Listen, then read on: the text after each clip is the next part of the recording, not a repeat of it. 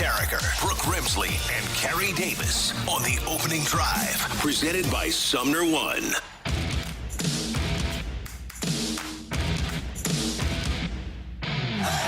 Guess what day it is? It's Friday, gotta get down on Friday. Everybody's looking forward to the weekend, Friday. Good morning, everyone. Happy Friday. Welcome to the opening drive on 101 ESPN with Brooke Grimsley and Super Bowl champion Carrie Davis. I'm Randy Carricker. Great to have you with us. It's 7 o'clock on a Friday morning. Your time check brought to you by Clarkson Jewelers, an officially licensed Rolex jeweler.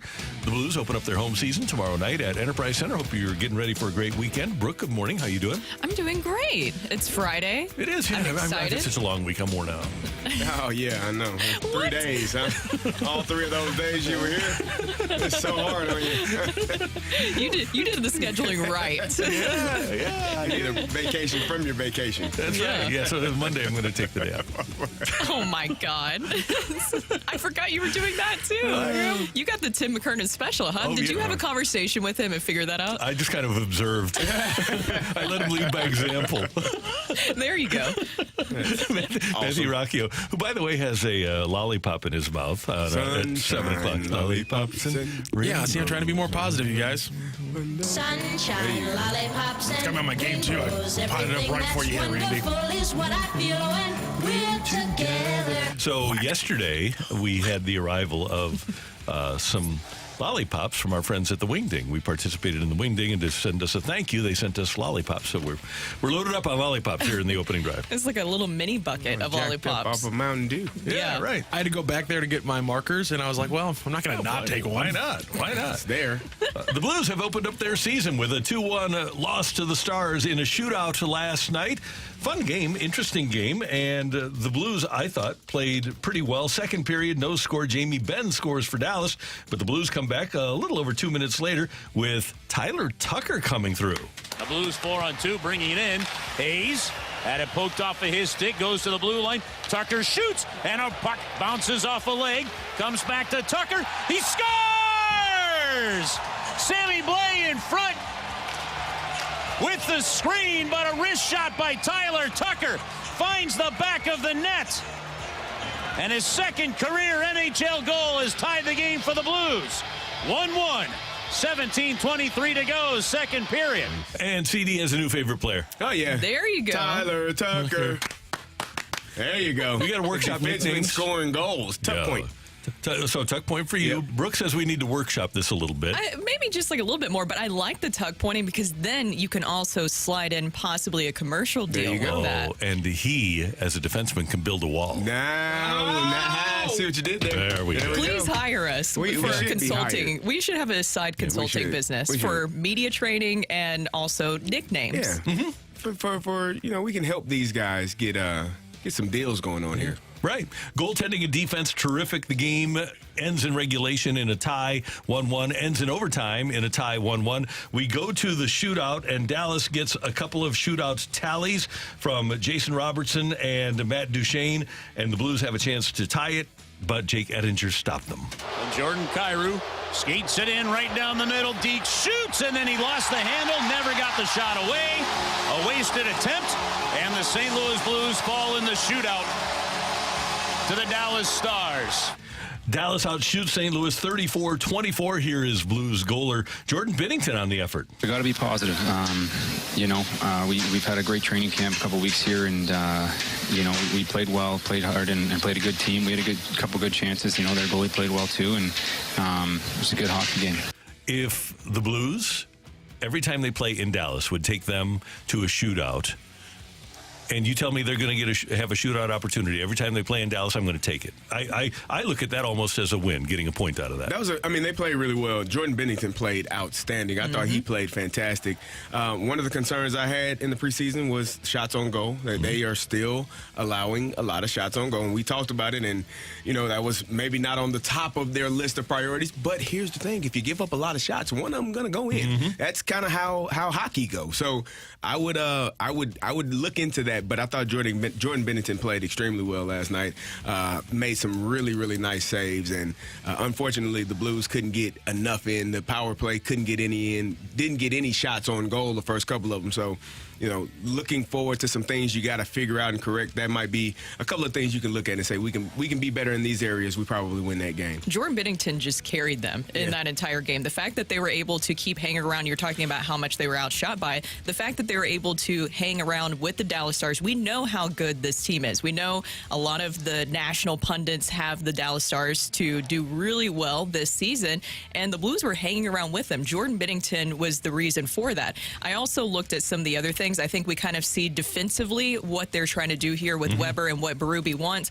the way that they were able to kind of nullify the middle of the ice and really just do a great job on the defensive zone of limiting those high danger opportunities. And if you even looked at that Jamie Benn goal, it was kind of fluky, right? Because it bounced off of Tyler Tucker and then the post, and then it went in. And other than that, I thought that there was a lot of positives to take away. They were really able to hang around. And I liked, too, did you guys see with the PK? Because that was a concern last season. That looked like an improvement, too. Oscar Sundqvist is a big part of that. The way that he was able to lay it all out there, I think it was the last 42 seconds in overtime. Did you see that? Where he was laying it out. They had like 3 block shots there. Right, yeah. I was mildly disappointed with the goal that was overturned because of an offside. I don't know what Colton Parayko was doing, standing between the shooter and there's a guy in the crease, right in Bennington's face, and you would think that you would, rather than go for the shooter, that you'd try to clear out the crease. Now, I know Jordan Bennington has that ability to do that himself, but it seems like there should be somebody back there with him, because that guy, inevitably, that's the guy who has the puck bounce off his butt and it goes into the net. Oh, are you saying that you've seen that before? I've seen that before, yeah. I would. With Parayko? Yeah, I've seen that. So that sounds you'd familiar. hope that they can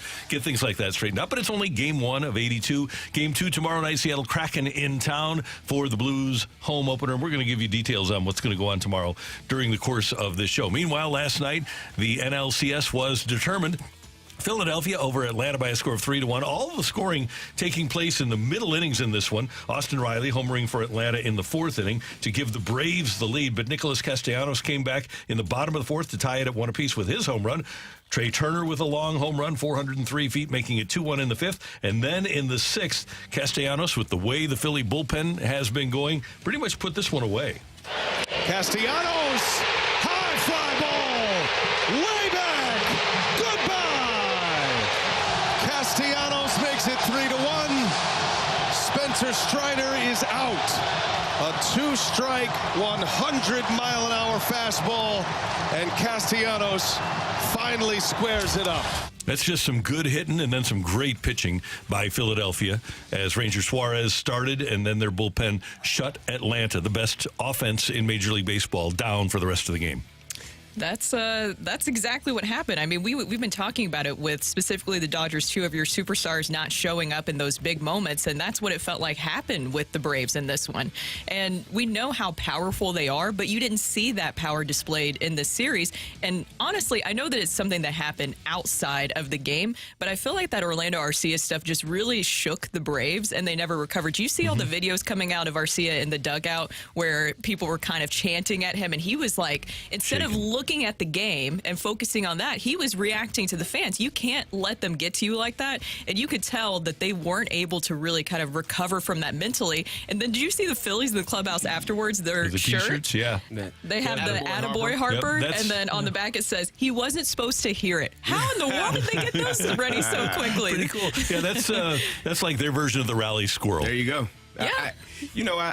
I tell people all the time, sometimes when outside factors start creeping in, you start forgetting what your purpose is. And as you said, when you are so focused on what's being said as opposed to what's in front of you, you're out of it. And that Braves team, they looked out of it.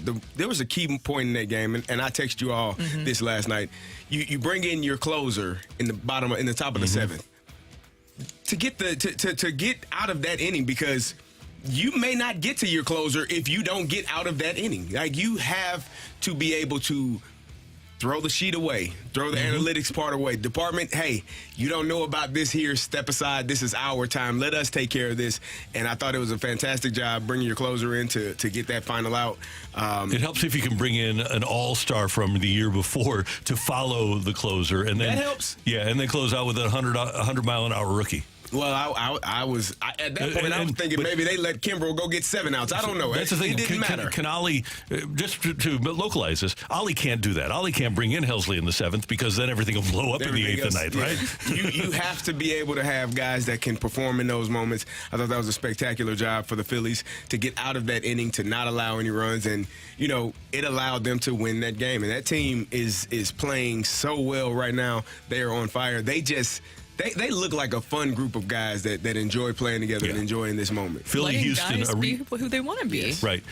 Totally. Yeah. And a rematch would be really fun. Not that I want to denigrate what's happened with Texas. They're a fun little team. And Arizona, that'd be a great story. But the best thing would be a rematch, wouldn't it? I mean, agree. in terms of just the baseball part of it, just watching the games, I think the Astros and the Phillies would be fun. A Thursday night football, Chiefs over the Broncos 19-8. Only one touchdown scored in this game, and guess who threw it? He is phenomenal in the red zone. They go the other way, caught for a touchdown.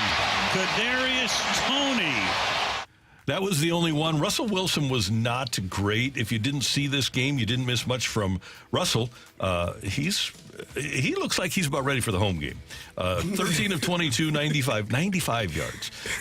One touchdown, 2 picks. You can wake me when this one is over. That was a snooze fest. The highlight of the night was a Kelsey catch and Brittany Mahomes hugging Taylor Swift. That was the highlight. There was nothing there. Nothing to see here. No. It was just a game. I mean, it wasn't a good game. Kansas City, they're 5-1, but they don't look really good. They haven't looked great offensively yet, and so that should be a little bit of a concern when they do face against a team that can actually score some points and can actually play some better defense.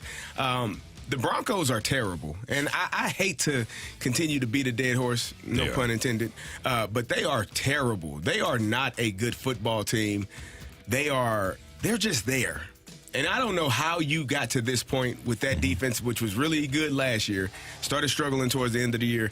They can't stop anybody. In the NFL in 2023, your quarterback throws for 95 yards. How is that possible? Yeah. You almost have to be trying to not throw for more than 100 yards at this point. Yeah. It's really bad. And you know what? Kerry, you mentioned that the Chiefs don't look good. You ever seen those videos where the lion is kind of pawing at and toying with a wounded Blessbach? I think that's what the Chiefs are doing with the rest of the league. I think they're just toying with the rest of the league, ready to kill him. Sorry, what was that word? A Blessbach. Have you ever seen the Blessbachs at the zoo? Never seen No, This is a word I've never heard. This is amazing. Uh-oh. Is that like is that an antelope? Well, the king of the jungle. Yeah. How do you spell this? Blesbock. Oh, Blessbach. I have seen it. It's just like an antelope with like the black coloring and that stuff. Though. Yeah. So I'm gonna be honest, I the saw lion this is and had no it's idea. wounded and it's not going anywhere, and the lion's just pawing at it like it's going to kill it eventually. Yeah. And that's what the Chiefs are doing to the rest of the league. That's what they were doing last night. They were distracted and they were probably looking up in the box and, hey, Kelsey, cute girlfriend and stuff like that, and just goofing around, and we're going to win. It doesn't matter what the score is. She's been around now for I quite know, a few but it's games. That Thursday should be a night, and it's the distraction. Broncos. I mean, if you're playing the Broncos, you're going to you need to be distracted. You're saying the Chiefs are getting bored too in that They're game. bored. They were like, oh, Yeah. wait. Basically. The Chiefs better get unboard because they don't look great. And so wait till they see a team that will they don't have rise. anybody. I mean, they got the Chargers, then the Broncos. They got Miami in 3 weeks. And that's in At London at 8:30 in the morning. Oh my God. And then they got the Eagles right after that. That'll be the they got a bye week after that, but those 2 games would be 2 games you'd be able to pay attention to. Yeah. And CD, you were talking about this earlier in the week, but it just doesn't seem outside of Travis Kelce that he has any other weapons to really turn to. Rasheed Rice played. He threw him. Rasheed Rice threw. He threw Rasheed Rice 4 times. He threw to Rasheed Rice 4 times. He had 4 catches. he may be starting to step up. But again, as you said, it is Travis Kelce or bust for them. Isaiah Pacheco is running the ball really well. But by the way, we have like a stellar triple header for you on Sunday here on 101 ESPN. What do we have? We've got the Browns and Niners. That should be a really competitive tilt. Okay. Deshaun Watson apparently with a bad shoulder that might end his career. Then you get the Raiders and the Patriots, the Josh McDaniels Bowl. That one's at 3:05. And then you've got the Bills against the Giants on Sunday Night Football. My gosh. So are you saying like low scoring affairs probably? And what did you say about Deshaun Watson's shoulder? Yeah, Dan Graziano was on Unsportsmanlike this morning saying that Watson's shoulder is to the point, I guess they're going to play P.J. Walker this weekend, and they're concerned about that shoulder being able to recover. It might wind up being the worst trade in the history of the National Football I've League. heard that massages might be good for that. They do work. Yeah, he probably. Wait. He can't do that. At the team facility. Did you just say that? No. No. Totally not. At the team facility. I forgot we were on air. That's Brooke. That's Carrie. I'm Randy. Coming up, the Lindenwood Lions are back in action tomorrow, taking on Charleston Southern. We're going to talk to Coach Jed Stugard next on 101 ESPN.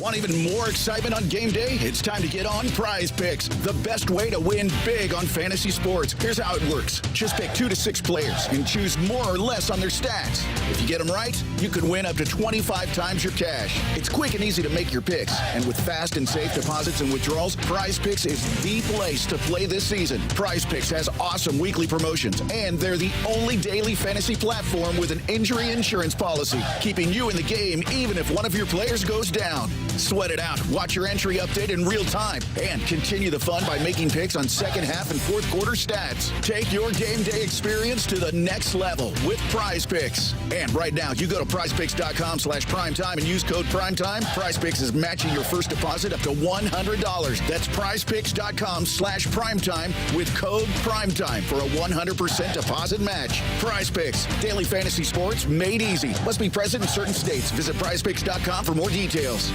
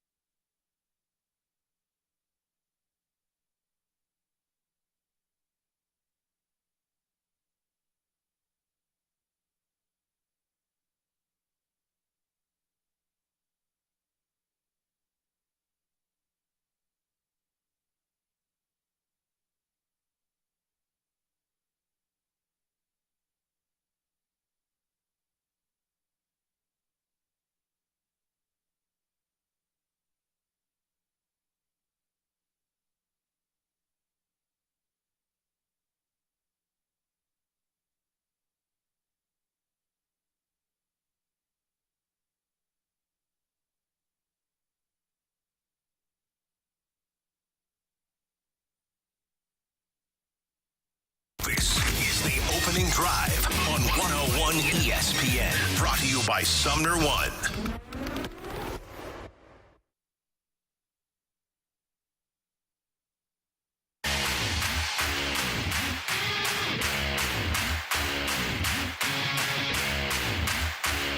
Hey, Brooke, you have to read that text. You open the door, so you have to read the text. No, I don't even know what you're talking about, Randy. This is like court. This is like, okay, the witness opened the door. Yep. This is in regards to Deshaun Watson and the shoulder injury. I got to find it real quick. Hold on. He's going to be ruled out for their game Sunday. And Dan Graziano was on Sportsmanlike this morning and said that this could be a lingering problem. This could be an issue that affects Deshaun Watson perhaps for the rest of his career. Yeah, I mean, there's a lot of ways that you can look at that. There's techniques like I'm sure you can go to a physical therapist. I've heard that like getting a massage could help with that. And then somebody texted in and they're just giving helpful advice too. They texted in from the 314 saying, feel bad for Watson about the shoulder. Let's just all hope he gets a happy ending. Yeah. Okay.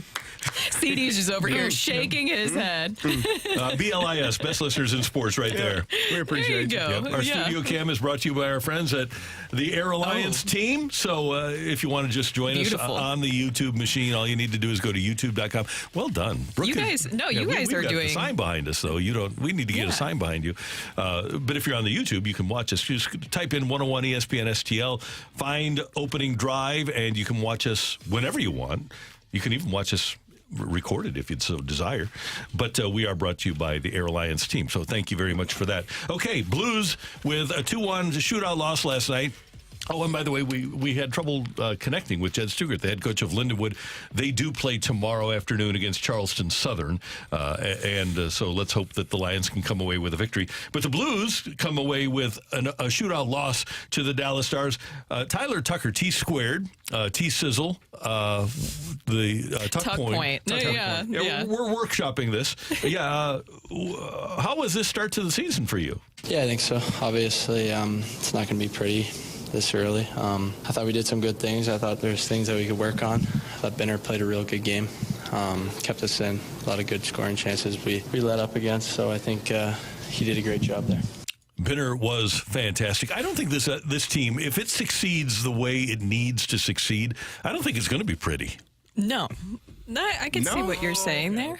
I see what you're saying. Yeah, they're going to, not that they're going to win ugly, but they're going to be a physical team. They aren't going to be the 80s Oilers, or for that matter, they aren't going to be the Pittsburgh Penguins with Crosby and Malkin. They're going to be a team that runs the opposition through the boards with their forecheck. Yeah, and that's what I think that you saw. That was the biggest thing is I know it's just the first game, but seeing at least what they're trying to implement defensively with things and what Weber's bringing to the table, what Berube is wanting more. Obviously, you brought in some heavier guys and bigger guys, some guys who aren't afraid to literally put their body on the line. I think that even though he's a forward, but Oscar Sundqvist, I was so impressed with him all throughout the evening. I mentioned earlier the penalty kill, that last 42 seconds in overtime, the way that he literally was not afraid to just take a shot and was just laying it all out there. That's what you want to see. He was able, well, not just him, but they were able to block 3 shots in that final 42 seconds to really help out Jordan Binnington, because Jordan Binnington was doing everything that you needed early on. He had 20 saves in just the first 2 periods. It was not easy for him, but he really gave them the momentum to be able to try to at least stay in the game and come away with a point.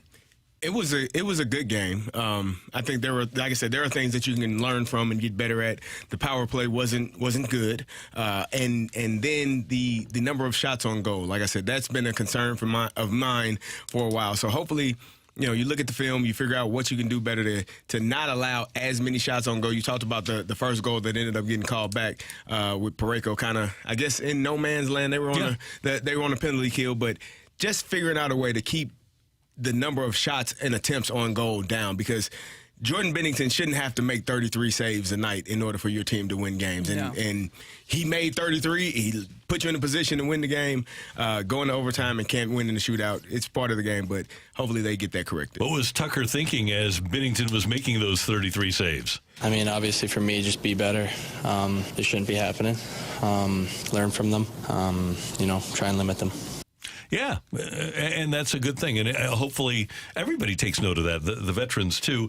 So you look at what you mentioned, Brooke, the new look defense with what Mike Weber is trying to implement. What did the youngster Tucker think of the new system? I think it was good. I mean, obviously we were playing with different pairings in the third there, so it was good. We were mixing and matching, but I thought we did a good job and moved pucks, got them out. So. And I think the other part we have to look at is the opponent. The opponent is a really good team, picked by, well, they were the best team in the Central Division last year, and they're a team that's going to be really tough again this year. Now, if you're going to win the Stanley Cup, you have to play well against those teams, but we need to point out that it is game one, and we need to point out that last year the Blues won their first game and their second game and their third game. What you want to do is ascend. There's a spot to work from here. We know where we're working from to try to rise up and peak at game 83. I thought it was interesting. We've talked so much about the athletic writers, not Jeremy Rutherford, but the other national writers and what they're saying about the Blues. One of the things that I saw prediction-wise they had is that the Blues will not start out the season with any sort of winning or losing streak. They'll just kind of be there, essentially. Somebody said they won't win or lose more than two in a row for the first, 2 months or whatever. That's exactly what they said. But I think what Tucker said was exactly right. I mean, Jordan Binnington was fantastic, but it cannot be all on him every single game. We've seen that, and that's eventually going to wear him down. And that's not his fault. That's more of what the guys are doing in front of him. But I think that there was some positives to take away from Weber and what he's trying to implement there. I think if you also look at the way that they're able to nullify the middle of the ice, I mentioned that. Yeah. Also, great job on the defensive zone and limiting those high-danger opportunities. And then you also saw the defensemen, Tucker included, just getting more involved offensively and really jumping into the play. Not that they haven't done that before, but you kind of saw a little bit more of an emphasis on that. I felt like also offensively, they turned the puck over a few times. I thought, there were a couple of times where it seemed like they were just being a little bit lazy with the puck. That was one of Jamie's key points before the game, puck management, taking care of it. They turned it over a few more times than I think they would have liked as well. So first game versus a very, very good team, a team that's projected to win that conference. So you can look at it and say, we hung in there. But you got to be, in my opinion, you need to be hungry. If you make it to the point where you're tied and going in overtime, you got to be hungry to win that game, not just get a point out of it, win the game and get 2 points out of it. And if you're the Blues, if you're any good team, you can't have a 1-1 game in the third where you get outshot 10-3 in the third period. Yes. There needs to be a lot more intensity in terms of getting to the net in the third period. Berube said that exactly. He said, kind of so-so it felt like with the first period. Second period, he really liked the second period. And the third period, he was pretty frustrated with that. Now, I think you could kind of see, I don't know if they were gassed a little bit or something like that, but you definitely noticed a difference there towards the end. But who do you guys think, outside of Jordan Binnington, who do you have as kind of like the MVP of the game? Because I think obviously it'd be Jordan Binnington, but co-MVP. I think I'd go with Tucker. Tyler Tucker. Tuck point. Tuck point? Yeah. It felt like he gained more confidence throughout the game. I think he's going to get better and better as he gets more opportunities. And, if he's able to score, able to play defense well, he's going to get – I think he'll end up getting more time on ice. Will he make it to that top four defenseman? I don't know. Maybe it will take an injury or someone just really stinking it up. But I like what he did yesterday. I would like to see more of it. Yeah, I agree. Jacob Verana played. I liked him as well. Yeah, 11-23. He only had one shot on goal. We were talking about when we came in about Jordan Kyrou, and Kyrou led the club with 6 shots on goal. It sure didn't feel didn't like seem it, like it at all. Yeah. No. I missed those. In 15 minutes, he had. Hold on, I was wrong there. No, Kyrou had 6 shots on goal. Yeah, in 18-19. So it just didn't feel that. I'm with you guys. It didn't feel like he was as noticeable, but clearly he was getting the puck to the net. And I'm just trying not to. And we've said this about 20 times already, so I'm sure somebody will text in like, shut up about it's the first game. It is the first game, so I'm trying not to get too antsy about that. But when I was tweeting about the game last night, that was the number one complaint people had, was just wanting to see more from Jordan Kyrou. Yeah, he's the whipping boy. People just can't wait to take shots at him. Well, it's not about, it's about how it looks, though. It's about the like when Verana's on the ice, you notice it. Mm-hmm. And you know that Kyrou has the same amount of speed. He's able to do similar things, but it's not as noticeable, I think. And then you have the penalty shot, the shootout at the end of the game where he doesn't even get a shot on the goal. That frustrates people when he's supposed to be one of your guys. You got to at least get a shot on goal. But if you look big picture, he had 37 goals last year. Yeah. Would you rather take your chances on him scoring 37 or Verana? I would expect Jordan Kyrou. Well, you have to because of the contract. He's never I don't think he has 37 in his career. I think he's going to score some goals. I think he is too. But to your point, Brooke, I think that sure, it can be frustrating, game one, but at the end of the day, it is game one. That's what we have to look at is he's going to be fine. I don't have any problem with him. No. So it's I might later, but we'll table that one for possible anger later on, and then he might become Randy's whipping boy. I don't know. Hey, as you guys know, I can find a whipping boy. I can. Coming up on 101 ESPN, there are some pro golfers that are whining. Should they shut up? Jay Delsing is going to tell us whether they should or not next on 101 ESPN.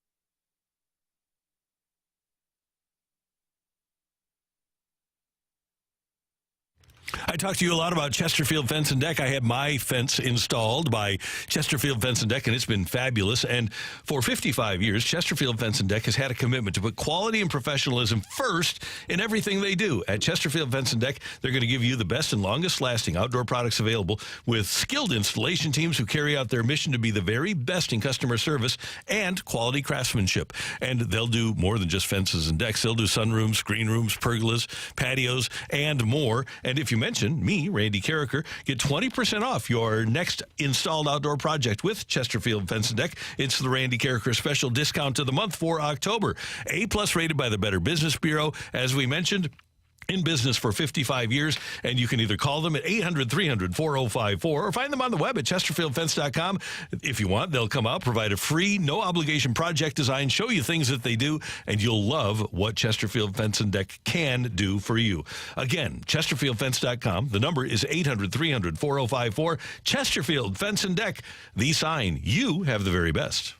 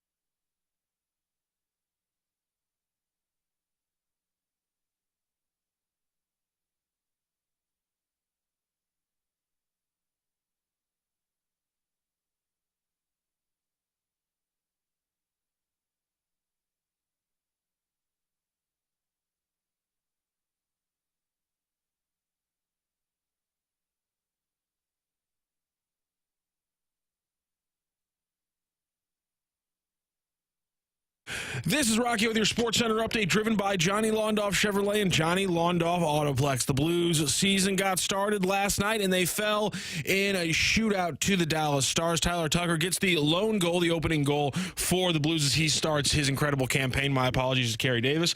Also in the NFL last night, Week 6 got underway. The Chiefs over the Broncos in a thriller, 19-8. We saw one touchdown in last night's primetime game. And the Major League Baseball playoffs last night, the Phillies over the Braves, 3-1. Also the Phillies over the Braves, 3-1 in the series, as well as the ALCS and NLCS have been decided.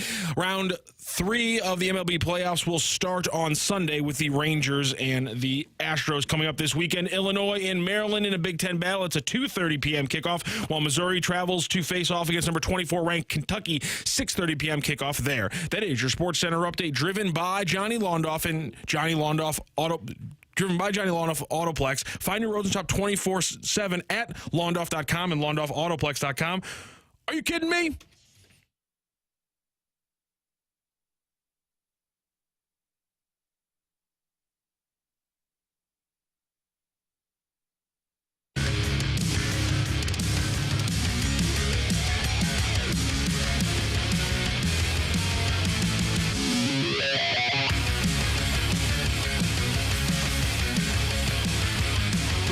Kerry Davis, Randy Carricker, the opening drive, 101 ESPN, and it is Friday the 13th. Happy Friday the 13th, kids. I don't like that. I don't think our phone's working. Did somebody walk under a ladder this morning? I did a black cat walk in front of you? Nah, not me. We have a black cat in our neighborhood. You're not? Just a little stitious? Yeah, a little stitious. So not super, though. Okay, tell us about the black cat in your neighborhood. We have my fiance and I call it Murder Kitty. So it's like it's a house like a few down, and it's outside. It's very cute. I want to pet it, but it is very focused on killing things. So then in front of the house, it will always have kind of either a bunny or a squirrel, and we call it Murder Kitty. And every time we go walk Stevie, our dog, it just screams at it, basically. Like, it's like the cat Murder Kitty just screams at Stevie. Okay. And we're like, it's so cute. I want to pet it, but I think it just likes to kill things. Well, Murder Kitty. Probably hungry. I think it just does it for fun, honestly. Oh, okay. That's a gateway. That's a real problem. Yeah. It doesn't eat it. It just murders it and walks away. Because it will just, if you walk by the house, there will just be like a dead bunny that it just killed or a dead squirrel.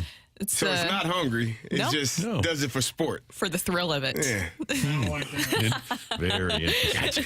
So anyway, it is Friday the 13th, and you heard Jed Stugart didn't answer his phone. Jay Delsing didn't answer his either, so I don't know what's going on with people. But I will tell you that Bryson DeChambeau is upset because he left for Live, and they said, hey, leave for Live. You might not be able to play in the majors forever. Well, the official World Golf Rankings determined on Tuesday of this week that players in Live can't earn World Golf Rankings points. And Bryson DeChambeau is upset with that, and he said, hey, we're some of the best golfers in the world. The problem, Bryson, is that you knew what was going on when you left the PGA Tour. And guys, I don't have any sympathy for these guys. They left for the money. If they wanted the money and the glory, they could have stayed on the PGA Tour. Well, you sold the glory for the money when you went to the Live Tour. We used to have a saying in Pittsburgh, and everyone kind of knew it. It was either you can win championships or you can get paid, but you probably can't do both.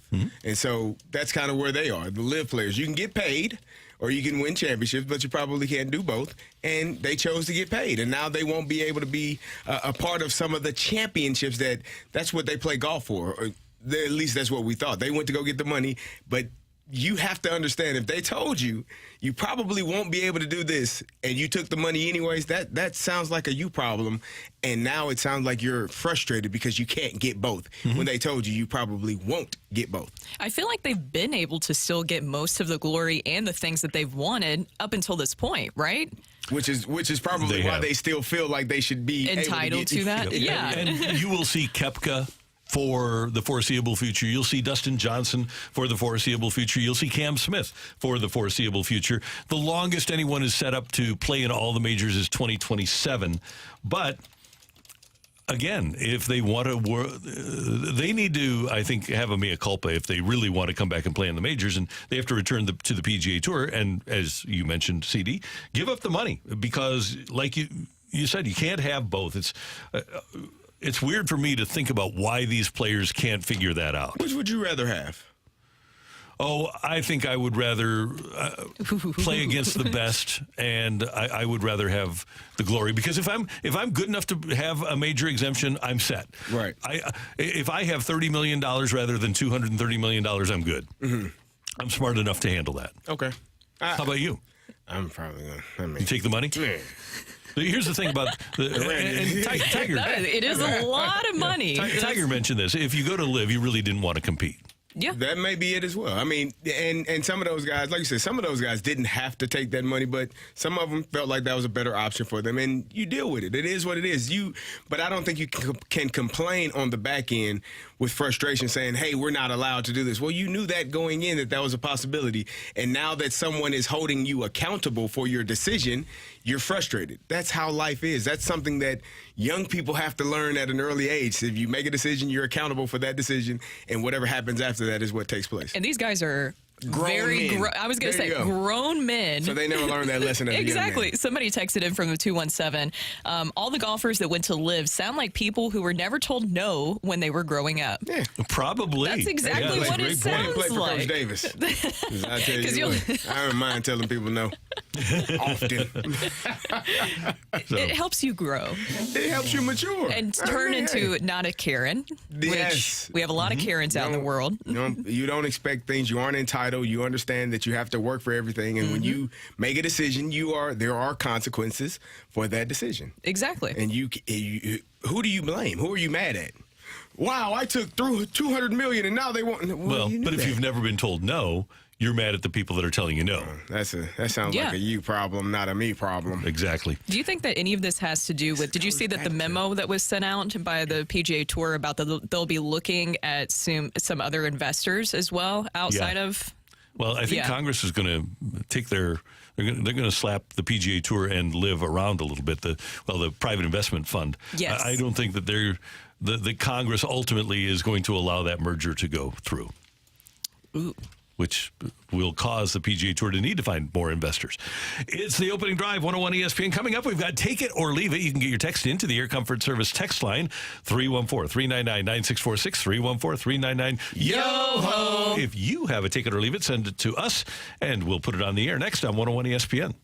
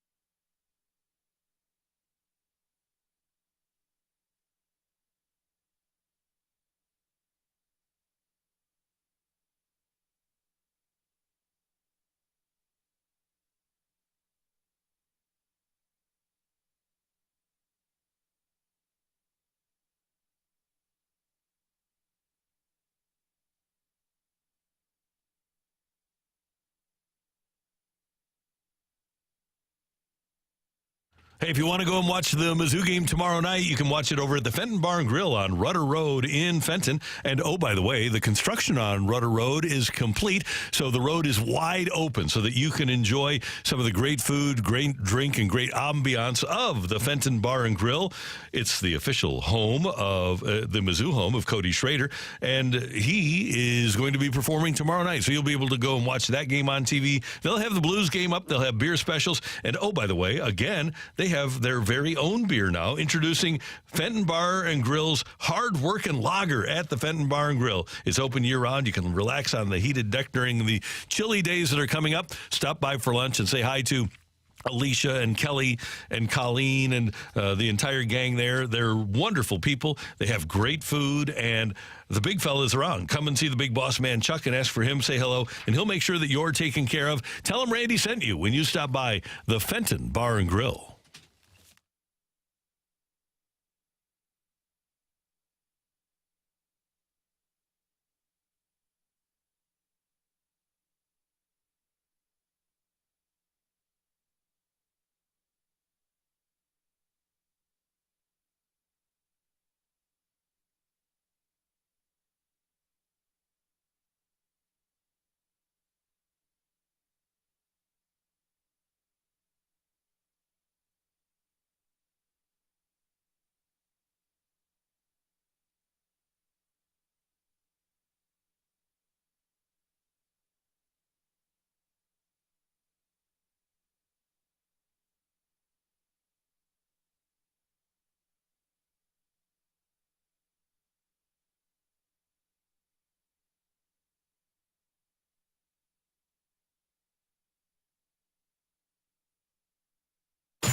Time for Take It or Leave It. Want to say something? Put it out there. If you like it, you can take it. If you don't, send it right back. Get your text into 314-399-9646 and give us your Take It or Leave It. Brought to you by Gloria Lou Realty. Visit GloriaHasTheBuyers.com and start packing. That's my final offer.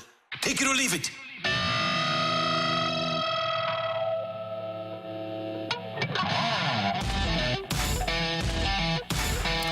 Get your text in now, 314-399-9646, 314-399-YO-HO. Did you guys know that Erin Andrews of Fox has a clothing line of NFL logoed gear? And last night, Taylor Swift wore some of the Erin Andrews clothing, a jacket, into the game. And Erin Andrews had sent it to her with all the Chiefs stuff. And Swiftie wore it in. Take it or leave it. Taylor Swift made Erin Andrews $1 million last night. Oh, I already like Erin Andrews stuff a lot. But yes, I'm going to take it. It probably increased the sales by a lot. I have those type of friends. Yeah. I was trying to figure out, oh, yeah, you're right. I see the article right now about it because I thought there was also a bunch of photos of Travis Kelce like going and getting the jacket too. I'm not searching for these things. It's just everywhere. I promise you, I'm not just like my other take it or leave it was going to be take it or leave it. You would have never believed that TMZ would be all over Kansas City. They're probably like, we got to go to Kansas. I'm kidding. I just had to do the Kansas joke. Kansas City, Kansas. That's where they're located. That's where they play. Yeah, they were probably just confused as everybody else. But Erin Andrews, the sales are going to go up, so I probably need to go in and get my Tennessee Titans jacket. Yes, you do. Oh, good luck with that. Do you want something too, CD? I'm okay. I don't. We'll get you a Chiefs windbreaker to match T-Swizzle. I'm Taylor Swift out. How many weeks is it now? Take it or leave it. Can it be over? 2, it's like 4. No, it should be over by now. No, I think that they're serious. They're very serious. Taylor Swift has been around for what? Since 3 she was games? 16? No, it's years. Oh. She's been big. She just happens to be in the NFL right now. She got her start here. I don't know if I've ever told this story on the air, but she came and she performed in our stairwell when she was like 14 years old for our general manager, John Kioski, and our former WIL music director, Danny Montana. And one of them, I won't say which one, said, she's not great. And the other one said, she's great. We're going to put her music on the air right now. They put her music on the air at 14, first station in the country to do so. And it just took off. And we've got a thing right outside our I've seen it all thank the time. you from Taylor Swift, a picture. So she comes in about a year later, and John Kioski's at one end of the hall. She's at the other end of the hall. And she's like 15 or 16. And she runs down the hall and gives John Kioski a big hug and thanks him for being the first stations to put her on the air. That's awesome. That's so nice. Yeah, very nice. So very sweet. That is. So I'm looking at this schedule of games for this weekend. The Bears take on the Vikings at home. Take it or leave it, you get 25 points scored total in that game. Bears-Vikings? Yeah. No Justin Jefferson. I'll take it. The Bears are the Bears. 14-13. You know that 14-10. Justin Fields is tied for second in the league in touchdown passes. I'm going to leave it. Here's the thing, Randy. He threw 10 passes, I believe, to DJ Moore last week. 7 of them were hitches. 3 of them were goes. I think an NFL cornerback and a defensive coordinator can stop that. I think. Just get the ball into the guy's hands. Well, but the hitches were the defensive back for the Commanders literally whiffed on trying to knock the ball down 3 times, and he got 30, 40 yards. Yeah, so then I'll definitely leave it because Minnesota's not going to stop him. Oh, well, okay. Well, you got a point there. Did you see, by the way, it's unbelievable to me, the leaders for touchdown passes in the National Football League? No surprise for the top guys. Okay, let me get to touchdown passes here. Okay, so with 13 touchdown passes, Kirk Cousins leads the way. Russell Wilson has 12. He's second in the league. That's after last night. That's then Mahomes. 2 wins between them. Mahomes and Josh Allen and Tua. And also there is Justin Fields. Crazy. That's like 3 wins between those guys. Yeah, not great. Well, you just mentioned there a guy that I want to talk about. Take it or leave it, guys. The Broncos should just bench Russell Wilson for the rest of the season. Trade whatever players that you can before the trade deadline, and just completely hit the reset button. I'm going to leave it. They're not going to. They won't bench him. They'll trade him. Move him? Who's going to trade for him? I don't know. That's a great question. Where does Russell Wilson go from here? Where's Sierra from? Atlanta, Georgia. Atlanta. So there you go. He goes to Atlanta. Just to hang out? Yeah, just to hang out. Atlanta could use a quarterback. They could use one. They would want one that's better than Desmond Ridder. He's better. Is Russell? Let me ask you, is Russell still a future Hall of Famer? He was on the borderline. He'd never been an MVP. He was on the cusp of being a Hall of Famer prior to leaving Seattle. Right. These last 2 years have not done great for him. Quarterback that starts 2 Super Bowls and wins 1. Pretty good. But never got an MVP vote. Right? Was never really, even though he was really, really good, was never considered the best guy in the league. Unfortunate that he was playing with Brady and Manning in the league at the same time. I don't think he is a Hall of Famer. I think that group of voters, I think they'll turn him down. You said something. There's another quarterback that I think kind of fits that mold. That would be Ben Roethlisberger.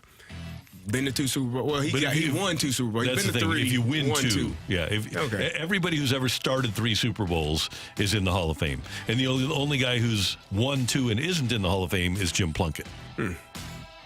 Sorry if I messed up a fight question there. Matthew, what do you got for us on the text line? That would be really funny if that just happened. I had a fight question for you that Rocc didn't want to use.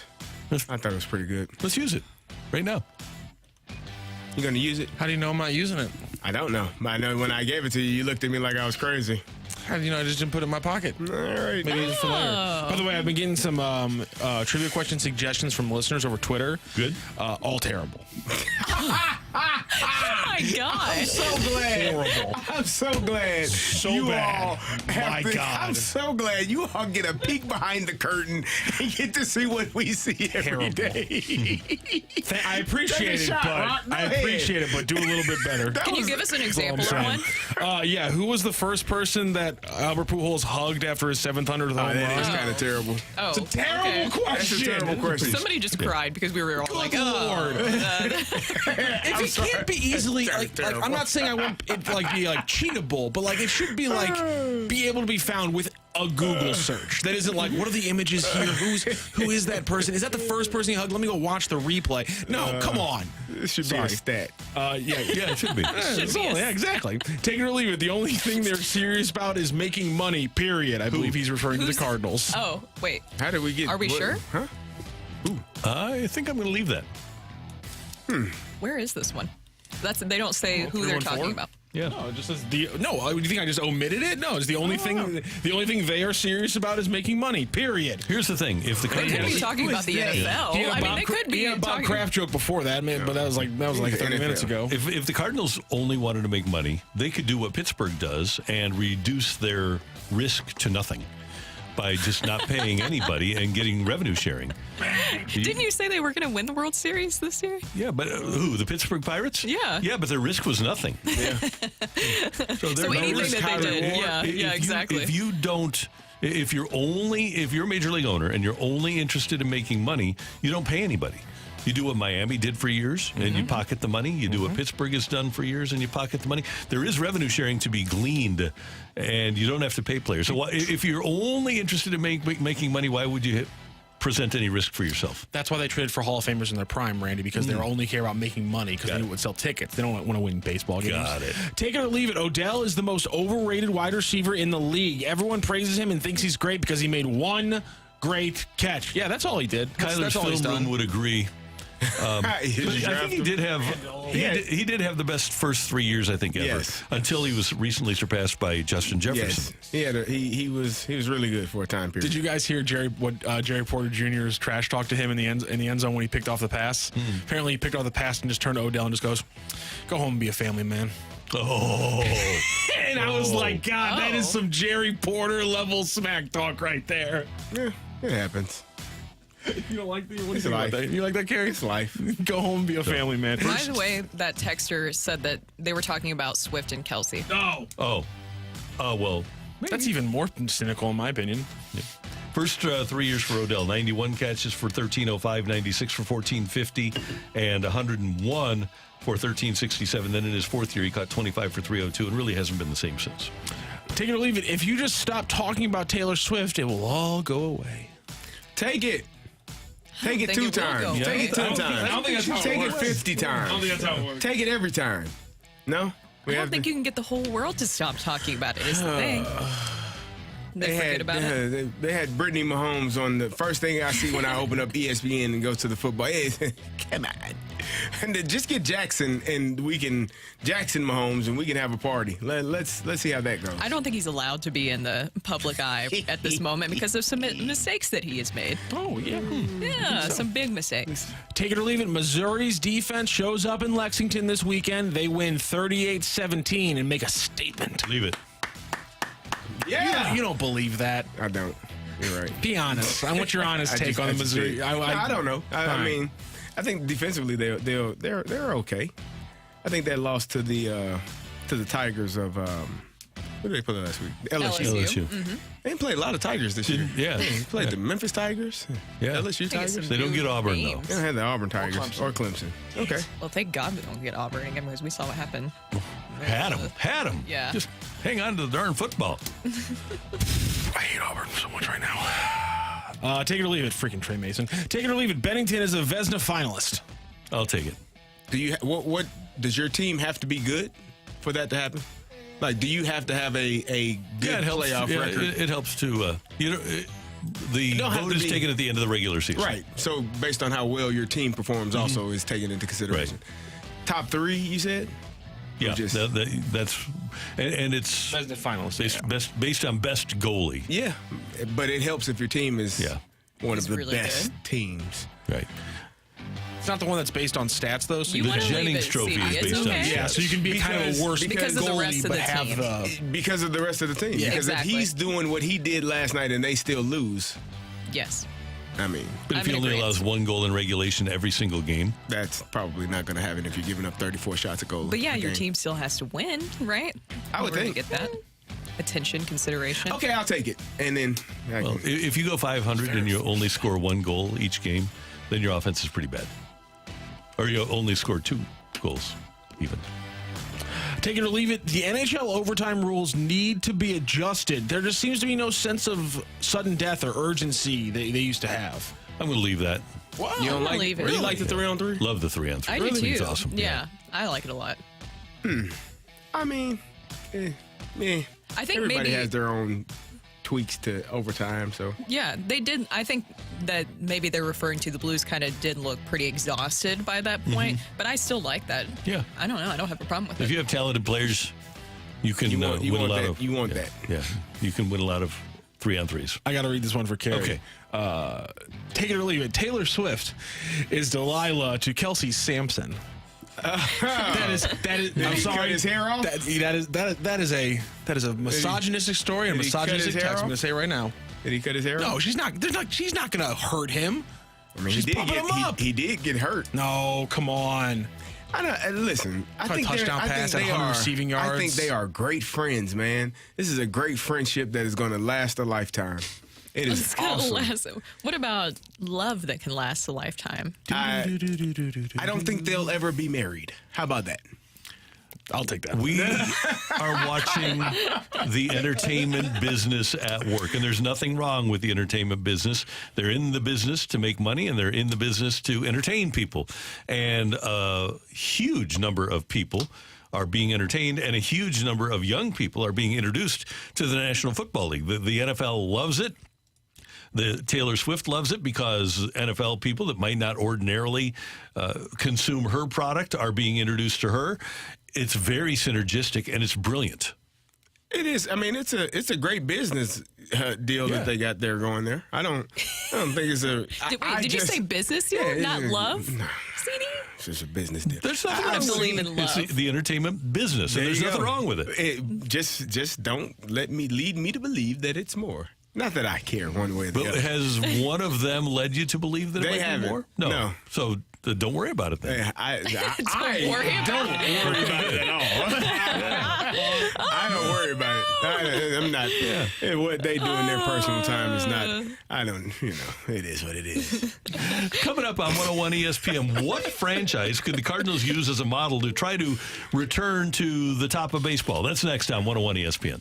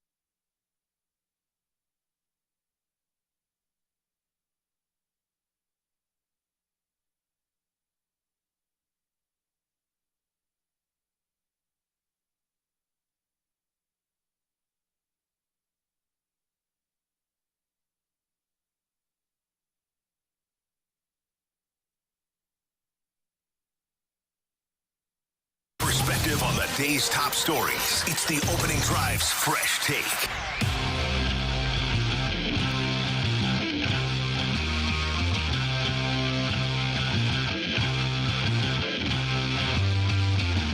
Spending money actually does win every once in a while. that actually plays out. I mean, I want to be straight up honest with you. There are industry front office folks who rolled their eyes and giggled to each other over what the Texas Rangers did. When Chris Young took over, John Daniels out in Arlington, and a former big league pitcher, I get it, he went to Princeton, but he's still a quote-unquote jock. Giggle, giggle, tisk, tisk. They don't really know what they're doing because they played. If you played Major League Baseball, boy, are you biased. Why are you doing this? Why are you making decisions? They have been rooting against Chris Young and the way the Rangers have done things. That is Greg Amsinger yesterday here on the Opening Drive on 101 ESPN with Brooke Grimsley and Kerry Davis. I'm Randy Carricker. 8:06 time check brought to you by Clarkson Jewelers, an officially licensed Rolex jeweler. And that is one thing that the Cardinals, I believe, can do, is get somebody into their front office like Chris Young is for Texas and have somebody who, in addition to Randy Flores, who is great at his job, who played the game and understands what players are going through. I get the impression, and it might be completely wrong because we don't see what goes on with the Cardinals, but I get the impression that, like many franchises, they treat the players as robots, as assets, rather than as human beings that have feelings and issues in their lives. And I think two of the things that Texas has done is in bringing in Young and Bruce Bochy have been very effective. The other thing, in addition to signing the free agents to fill in where they needed help, especially with the rotation, they've done a great job of getting young players like Jonah Heim, like Josh Young, up to like Evan Carter to the major leagues. Did they go out and sign Semien and Seager for tons of money? They did, but there are as many good young players that the Rangers have that they've supplemented with as there are veteran players. The big difference, though, between Texas and St. Louis is that Texas went out and signed Jacob deGrom. They went out and signed Nathan Eovaldi. They went out and signed John Gray. They went out and traded for Max Scherzer. They went out and traded for Jordan Montgomery.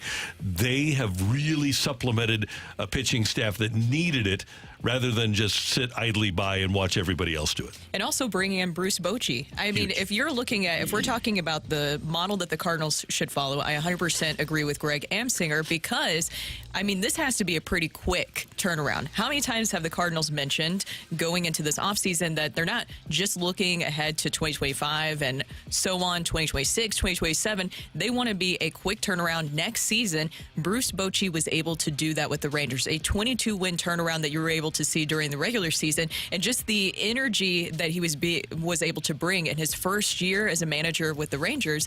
I think there's a lot I feel like there's a lot to that. And also the coaching staff that he brought in, the fact that, the Cardinals lose Maddox and all of his experience as a pitching coach, and then he takes that over to the Rangers. Jordan Montgomery mentioned he likes working with Maddox and has followed him around. It seems like they know how to push all the right buttons and have been there, done that. That experience has paid off. But Brooke, Bruce Bochy has a job and he's under contract. Where would a team like the Cardinals go get an experienced, people-driven manager? Well, I don't think it matters if they get that manager because that manager has to be allowed to manage. And that's what happened with Texas. Chris Young was brought in to bring in a manager that allows him to manage. Yeah, you have to be able to do your job. And if you're not able to do your job, you're going to be handcuffed by numbers and not allowed to do what you think is in the best interest of your team in that moment. Like what we saw last night with the Phillies. Craig Kimbrell coming in the top of the seventh is not probably something that the analytics department would have put together on their sheet during the day. So being able to live in the moment and actually go out and make the play and make the decision, I think that's the best way to go about your business. If I'm looking at a team to model ourselves after, even though the Braves got beat down yesterday and they're out of the playoffs, I still think it's the Braves. Going out, signing your younger guys to long-term contracts, making sure that they are comfortable, solidified in their roles every single day, having guys play the same position, starting 140, 150 games a year and playing the same position every year, not musical chairs, not coming in deciding, position roulette, figuring out where I'm playing today, picking out of a hat, knowing exactly where I'm going to be, knowing exactly what I'm going to be doing every single day. The Atlanta Braves have been to the playoffs 6 straight years and won a World Series in that time. So that is, I think, the model that you would look at and say that's a pretty good model. And they were 100-game winners the last 2 years. So I don't think that's a bad team to model your franchise after. If you felt like you had time, then the model would be the Houston Astros, who are just smarter than everybody else. They went out and they had the foresight to understand that, hey, not every Latin young player is maxed out at the age of 16. So guys that nobody was signed. They signed Jose Urquidy to a bonus for $10,000. Their entire starting rotation last year in the World Series was older Latin players that I think the highest bonus they had given one of them was $100,000, and they weren't making any money. But are the Cardinals smart enough to do that? And do they have enough time to do that? No. So I'm going to, because I also don't think that the Cardinals are going to go outside the organization like Texas did for Semien, Seager, Scherzer, et cetera, Jacob deGrom. I agree with you, CD. I think the Cardinals, if they want to get better quickly, and I don't think it can happen next year. I don't think there's enough good starting pitching or pitching available in trade on the market this offseason for the Cardinals to turn it around. And they have to change their bullpen up, too. Need to get 6 new relievers, you think?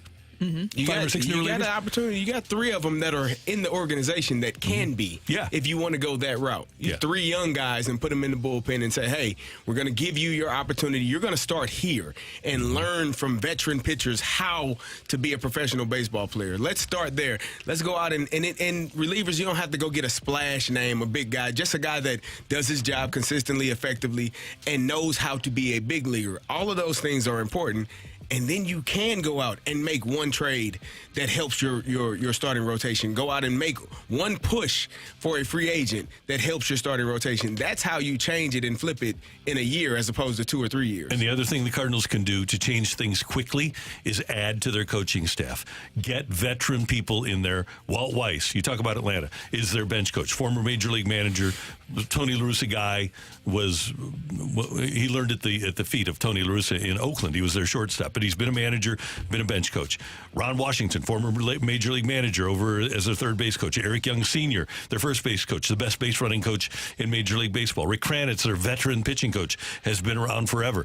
Their Kevin Seitzer, veteran Major League player who's been around, is their Atlanta's hitting coach. You go out and add to your staff with veterans that know what they're doing and that players respect, and teach the game quickly. You can teach the game in an offseason and a spring training and make players better than they were last year. There's enough talent there. The talent just needs to be refined. Exactly. And that's what you're supposed to do, right, is maximize your talent that you have. Young, older, veterans, the big personalities, the personalities that are still developing. You should be allowed to, or you should be maximizing every aspect of that, creating a culture where that happens. And not just the coaching staff here. I don't think it would be a bad thing to supplement it and also add what you're talking about, Randy, some experience, but also at the minor league level as well, because someone texted in talking about, yes, getting starting pitching and pitching in general is important, but what about developing too? Developing that pitching for the future, or injuries inevitably happen, where you have some other arms available.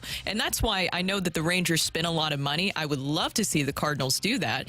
I think that it would just be nice to see some of that. That was some very smart spending that they did. Even though you hated to see that happen to deGrom, they spent a lot of money. They were still able to really pivot through a lot of things this season. And then you go get Max Scherzer at the trade deadline. Not available for this past series, but will be available hopefully for this next series moving forward. I mean, the way that they were able to really navigate things, I think, one, you can tell that Bruce Bochy was allowed to be a part of those decisions, which is your point, CD, of really making sure that it's a full message that is communicated from the top down, even down to the minor league system. I think that's the most important part. Like the same words, same message, same.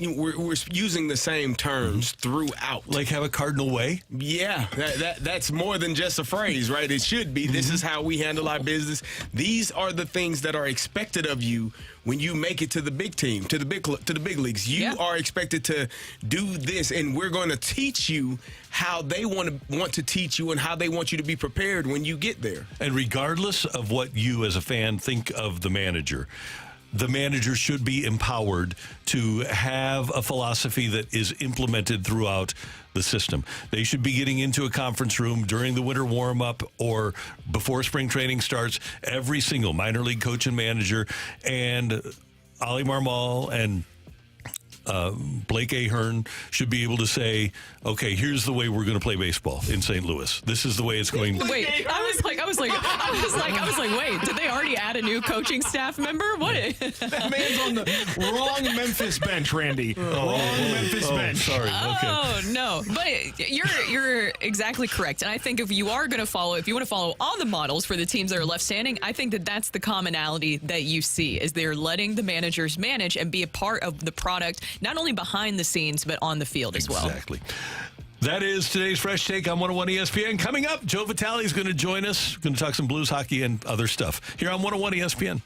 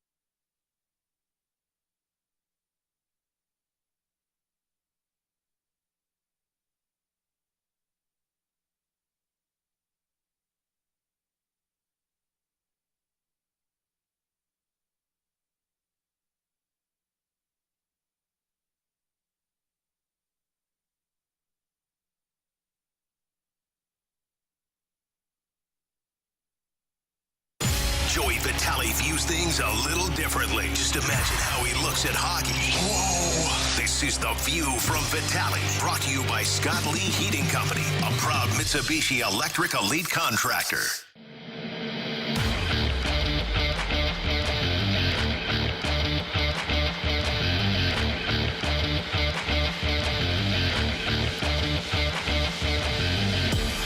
It's time for our weekly visit with the great Joe Vitale, analyst for the Blues, here on 101 ESPN, and one of the most well-read and curious people that I've ever met in my life. I'm sure the trip to Dallas was fun. Joey V, good morning. How you doing? Hey, Randy and gang, doing great. Not a lot of sleep last night. We landed about 12:31, and my wife's out of town. She's a bona fide hockey mom, right? We got a lot of hockey players in this family. They're in Detroit. So I had mom duty, waking up at 5:30. So not working on a ton of rest right now. I actually backed my car up, hit my garage door this morning. Great. It's not too bad. I tell you what, I hit the corner. I didn't hit the door itself. I'm looking at it right now. This is what happens when you're a little sleep deprived. But anyway, no, things are going great. Things are going great. How are you guys? Everything's good. Joey, there was a coach named Chip Kelly for the Philadelphia Eagles a few years ago. Now he's a head football coach at UCLA, and he's all into the sleep science and says his athletes should get 10 hours of sleep a night. I can't imagine in my entire life having nights where I got 10 hours of sleep. What have you read? What do you think the typical person should get in terms of sleep?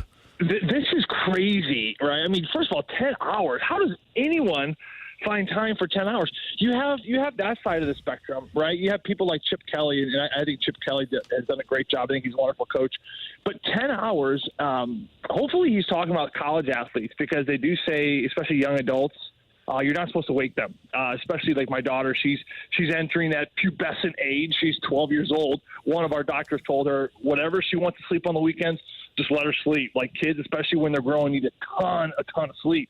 So maybe he's referring more to the high school, college kids, and of course, coaching all those college days. That makes a lot of sense. And for a young kid, they have nothing really to do all day, so they play video games, play sports for an hour, and then sleep. So I guess that does make a lot of sense.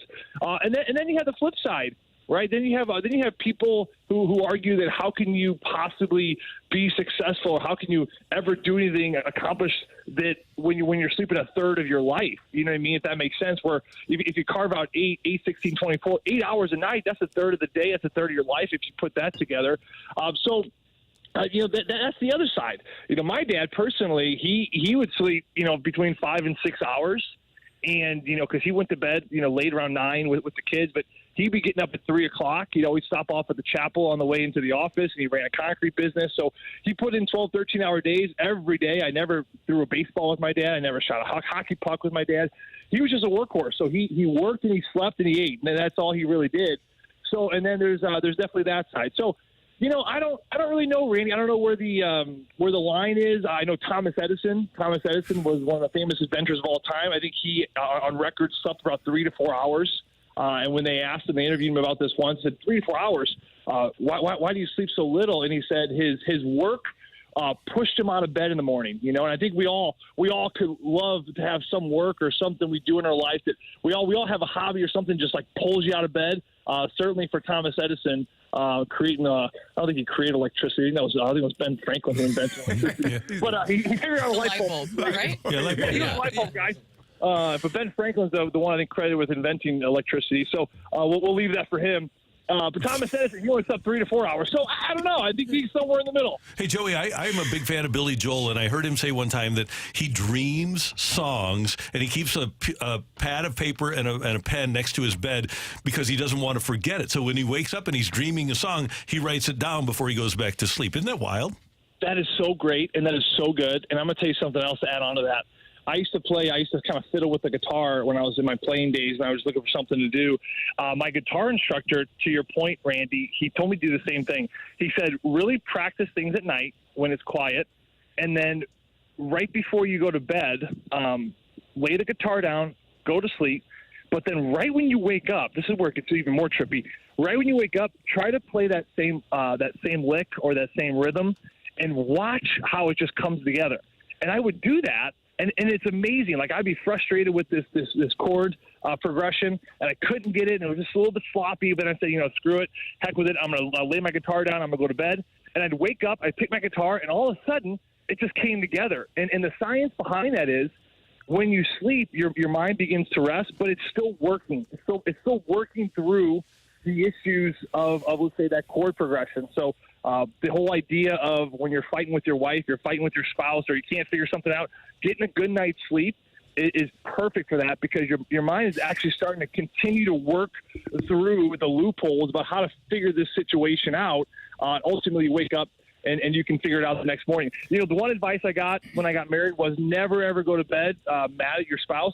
That is the worst advice I have ever heard, because this is the science that debunks it. If you actually get a good night's sleep, you and your spouse can wake up the next morning and you actually are a rested mind, and your minds have already worked through maybe some of the issues of last night, and then you can approach whatever argument it was maybe with a fresher state of mind. So anyone who's ever said don't go to bed mad at your spouse, I think it's complete ludicrousy, and stay away from that. Agreed 100%. Joey, you seem I want to talk hockey, but I'm intrigued to know this now. You seem so well read and know so many things. So what is the most interesting fact that Joey Vitale knows? Oh, boy. Wow. Where to begin, CD? I could go in a million different directions here. You know, I just finished this awesome book about Leonardo da Vinci. And one of the most fascinating things that I look at the Mona Lisa. I've never seen it in person. I've never been to the Louvre in Paris, but they say the Mona Lisa, her when you look in her eyes, it looks as if she's smiling. But then if you look at her lips, it looks as if she's just like blank face. Not quite frowning, but just not smiling. And it's one of those really, really crazy optical illusions that really has puzzled painters for so long. So, you know, people think it's the Mona Lisa. It's just a portrait of this lady. I mean, yes, there's a lot of mystery behind it, but what is so special about this? And this is one of the interesting things about Leonardo da Vinci's Mona Lisa, which I just learned. So Leonardo da Vinci, he was also he was kind of a freak. Like, he was really weird. When people died, he like cut them open. Like, he wanted to see what was going on in their bodies. Like, and at the time, like nowadays, people do that, and you're like, wow, this is pretty interesting. We're looking at like a human heart. This is how it works. These are the ventricles and all that kind of jazz. But back in the Renaissance days, like when people died, then you had this weirdo next door who's cutting humans open. People thought he was really, really weird. But he essentially went through the brain, and he found how the brain was kind of wired. And he saw how the optics were connected to eyesight. And what he did was he actually played a trick on the people viewing the Mona Lisa, where he got to know the optical illusion of when you look at a certain object, things can bend a certain way, and then when you look directly at the object, they stop to bend. So it was amazing to learn that it wasn't just a painting. It was almost in his own way kind of an optical illusion, because he knew how the brain was wired, and he knew how the optics could kind of play tricks on the human mind. So next time you look at the Mona Lisa, try it. Look at her eyes, and it looks as if she's smiling. And then look right at her lips, and then it looks like the opposite. It almost looks like she's frowning a little bit. So, to me, Carrie, that's the first thing that came to my mind. I mean, I could go on for hours and hours about the different other things, but we probably should hit on the Blues hockey. First, two things. Number one, very compelling, because if you look at the Mona Lisa, it is amazing. My favorite, and we'll wait until my favorite Joey Vitale fact that you have is the Coyote one, but we'll do that some other time. Oh, that's such a good one, though, too. I mean, that is such a powerful one. We don't have a ton of time on it, but people look up why can't the Coyotes go extinct? They tried it, and I believe the late 60s, they had a huge coyote problem, and they basically had all these hunters go out and just poach on coyotes, and it's something to do with the howl, and it's something to do with the next litter based off of the howl. But I tell you one thing, you cannot get rid of those coyotes. I don't think you ever can get rid of a coyote because of the natural innate system that is built within them as far as their reproduction. Maybe that's why the Arizona Coyotes just can't be killed. I don't. Hey! Oh, man, my mind was just blown. Hey, you're absolutely right. What organization has gone through more blunders than the Arizona Coyotes with ownership and rings? I mean, they're playing in a college arena, for gosh sakes, Randy. It's so bad. Well, Joey, I guess I'll ask you the boring question. Or not so boring, I guess, but maybe just a little bit after those incredible stories. But what was your first impressions, or just impressions overall, about the Blues game last night? Yeah, I tell you what, Brooke, I talked to Steve Ott about it. He confirmed what we wrapped up on the post game about. And, you know, what that was a solid game. That was a great performance. A lot of pride in that locker room. I know you lose in a shootout, but that was a great Dallas team. They're going to be a great Dallas team. The Blues knew they were going up against one of the juggernauts, one of the top 10 teams this league, projected possibly even to go off into the Western Conference Championship again. So it was a big test. I thought defensively it was sound. Yes, Binnington had to make 34 saves, but watching from up top with Chris Kerber, these saves were, for the most part, from the outside. They're from the side. They're from the point. Again, not easy saves, not taking anything away from Binnington, but they weren't a lot of these point-blank, grade A chances like we saw last year. I mean, he faced 7, 8, 9, 10 a game. Last night, I would say maybe 2 to 3. I think the Blues had more quality chances in the game, believe it or not, even though they were outshot. So there was plenty of opportunities for them to win that game. Robert Thomas missed an empty net late in the game. That would have sent the Blues home with 2 points, and the Dallas Stars with 0. That was under 5 seconds to go. I think they could have gone up 3 or 4-0 in the first 7 minutes. I mean, they had those quality chances. Brandon Saad hits the post. Oscar Sundqvist, net firm presence. He missed one barely. So to me, the takeaway is that defensively, they've made it a focus. It was great. It was a great focus in preseason. How would it translate to the regular season? It's right there. And there is a belief in this team now, when you play a team as good as the Dallas Stars and you go the distance with them and you are that close to beating them, there is a belief system in this group right now that they can beat anyone, and they're ready to prove a lot of people wrong. Joey V, tomorrow night, the opener. How excited do you get about the home opener? Not really excited at all, I'll be honest with you. I mean, it's a great game. Looking forward to it, but it's just like any other game to me. I think in some ways for players it's a little overhyped, and sometimes they can get a little bit distracted. But I'm more excited about the early festivities. For all the fans out there, I'm going to be at Union Station with Chris Kerber. We're going to talk to Braden Shen around 4 o'clock, so please bring the kids. It should be great weather tomorrow. Bring the kids. Talking to Braden Shen. Tom Stillman's coming on stage. A couple other special guests, Bernie Federico. So we're going to be kind of hamming it up on stage at Union Station starting at 4, so get down there early. But the Seattle Kraken in town, I tell you what, it's going to be another wonderful game, and it's going to be the first taste and the first look for these Blues fans to see how good this Blues team can play this year. And I think if they can play as defensively savvy as we saw last night and have a full buy-in from this group, which I think they will, this season is going to turn a lot of people on their head. There's going to be a lot of surprise experts, quote-unquote, out there that are going to be shocked what the St. Louis Blues can bring this year. You're the best, Joey V. See you tomorrow. Thank you. Thank you, guys. You guys have a great weekend. You too. Take care. That is Joe Vitale, Blues analyst for the Blues on 101 ESPN with Chris Kerber. And now, you can just spend the weekend being freaked out by staring at the Mona Lisa. We should have Joey submit some fight questions. And it won't be sports. Yeah. It'll just be random. Yeah. Information. He's great with random information. We do have a returning fighter coming back for the fight, which is next on 101 ESPN.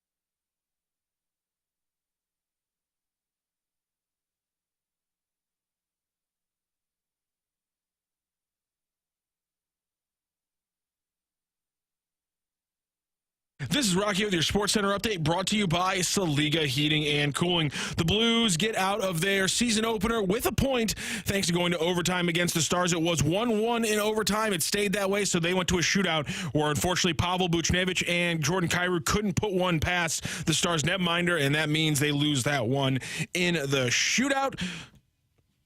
In the MLB playoffs, the Braves fall to the Phillies 3-1 last night, and overall in that series as the ALCS, and NLCS are both set. The ALCS will start on Sunday with the Rangers at the Astros. Also last night in the NFL, the Chiefs over the Broncos 19-8. That is your Sports Center update brought to you by Saliga Heating and Cooling, an independent American heating air conditioning dealer.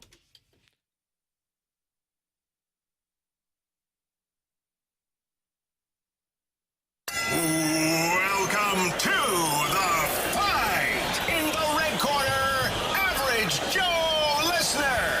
And in the blue corner, the undisputed king of Morning Drive. Please welcome Randy Carricker.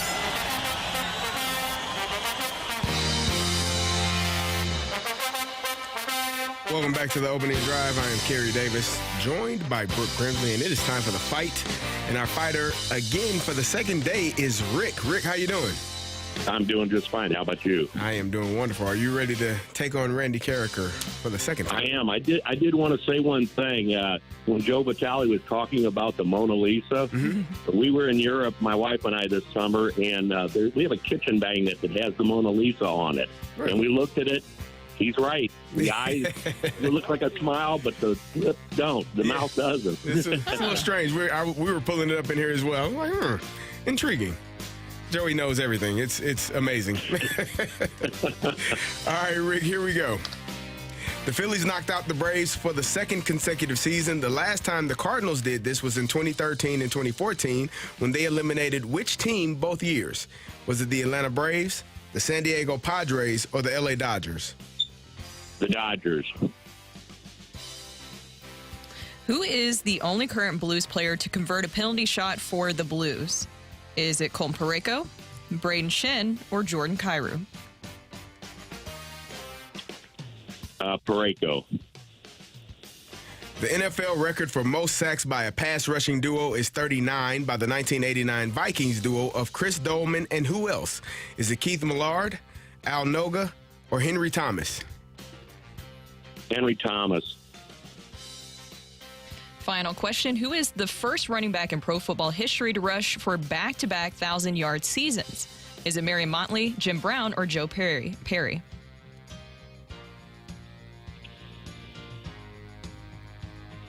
Could you give me the answers again?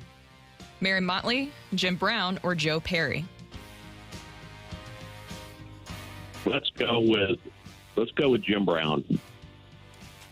All right, we'll double-check that score, and we will bring in Randy Carricker. Rick, how you feel?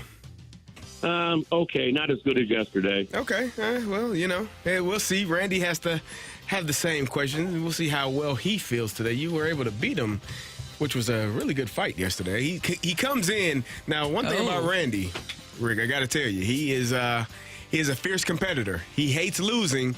And so after the show yesterday, after he lost the fight, he opened up his encyclopedia of sports knowledge and just thumbed through it for the next 45 minutes to an hour and didn't talk to anybody. That's just I knew that was going to happen, yeah. It does. Randy, say hello to Rick again. Rick, good morning. How you doing? Good morning, Randy. How are you? I'm doing great. Thank you so much for listening, and thanks for playing. We appreciate it. You ready? Ready. All right, here we go. The Phillies knocked out the Braves for the second consecutive season. The last time the Cardinals did this was 2013 and 2014 when they eliminated which team both years? These are bad memories for Clayton Kershaw. Although he's got a lot of bad postseason memories, doesn't he? So you think maybe something happens in the playoffs for him? Something it has to. It has to. It's like the figurine says, choking hazard. Oh, my. So 1 year it was Matt Adams, 1 year it was Matt Carpenter as the Cardinals took care of the Doyers. Not great. In 2013 and 14. Question number 2. Who is the only current Blues player to convert a penalty shot for the Blues? I believe it may have been against the team they play tomorrow night in the opener. I believe, if I'm not mistaken, that Colton Parayko had a penalty shot against Seattle. I'm going to go with that. I remember he had one. I'm thinking that he scored on it. I'll go with Colton Parayko. The NFL record for most sacks by a pass rushing duo is 39 by the 1989 Vikings, the duo of Chris Dolman and who else? What's that year again? 1989. John Madden was in love with Keith Millard, who was a stud when he was healthy and good. I'm going to go with 89. I'm going to go with Keith Millard. Final question. Who is the first running back in pro football history to rush for back-to-back 1,000-yard seasons?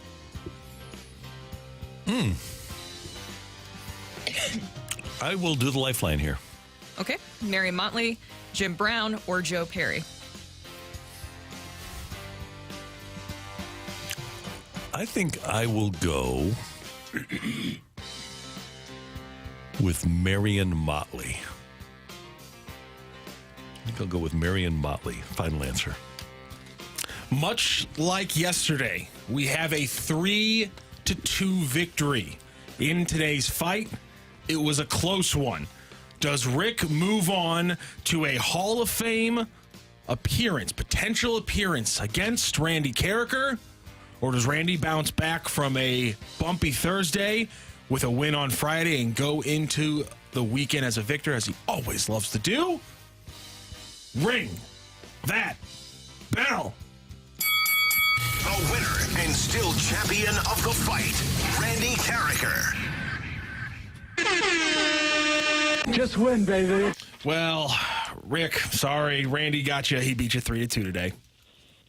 Well, it was a tough fight, but I appreciate the opportunity to play. Thank you so much for joining Thanks, the show. Rick. And you both started off strong with the first 2 questions correct, but then Randy got it on question 3. The Phillies knocking out the Braves for the second consecutive season. By the way, it's the first time that's ever happened in back-to-back years for a team that had at least 15 more wins or 15 less wins than the team they beat. The last time the Cardinals did it overall was 13-14 when they did, in fact, beat up on Clayton Kershaw and beat the Dodgers. The only current Blues player to convert a penalty shot for the Blues is, in fact, Colton Parayko, who again did it in January of 2022 against the Seattle Kraken. Very good, Randy Carricker. The NFL record for the most sacks by a pass rushing duo was 39 by 1989 Vikings duo of Chris Dolman and Keith Millard. The crazy thing about that is, again, 21 for Dolman, 18 for Millard. Al Noga had 11.5.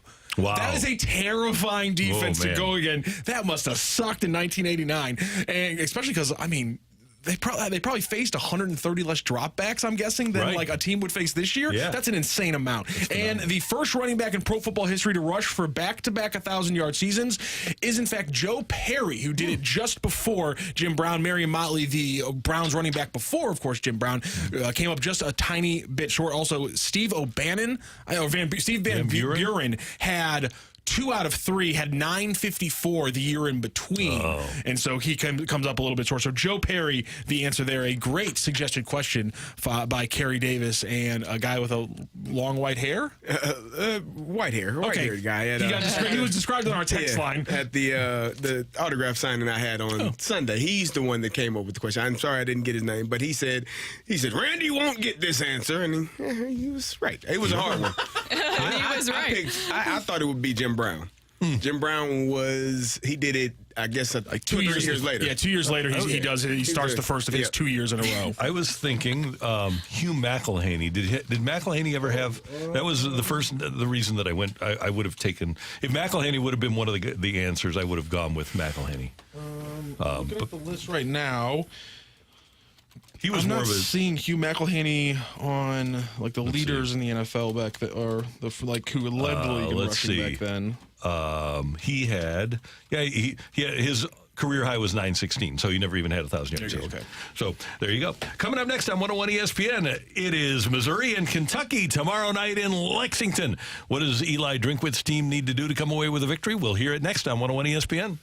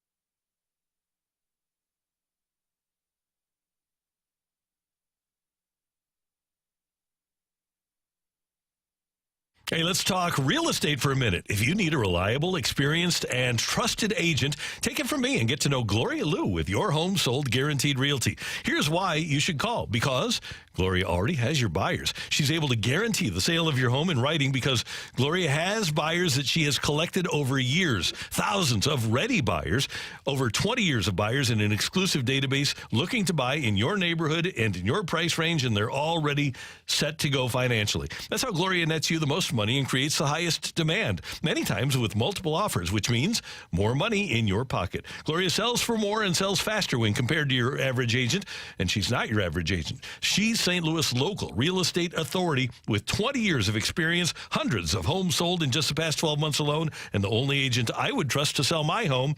It's Gloria Liu. Give her a call at 314-325-6888, 314-325-6888, or visit GloriaHasTheBuyers.com, GloriaHasTheBuyers.com.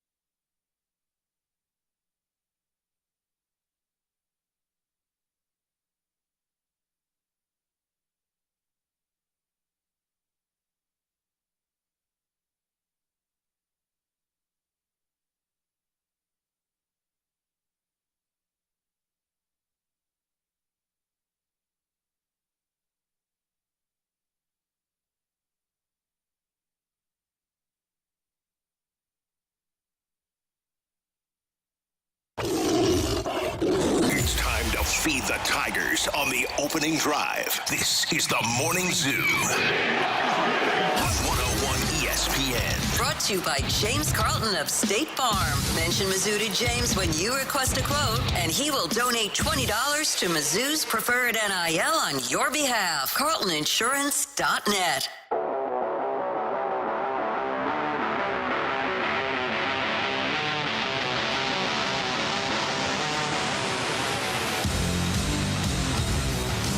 Mizzou and Kentucky lost their first games of the season last week. Missouri falling, of course, to LSU, and Kentucky got drilled by number 1 Georgia 51-13. And it'll be the Tigers and the Wildcats tomorrow night in Lexington, 6:30 on SEC Network.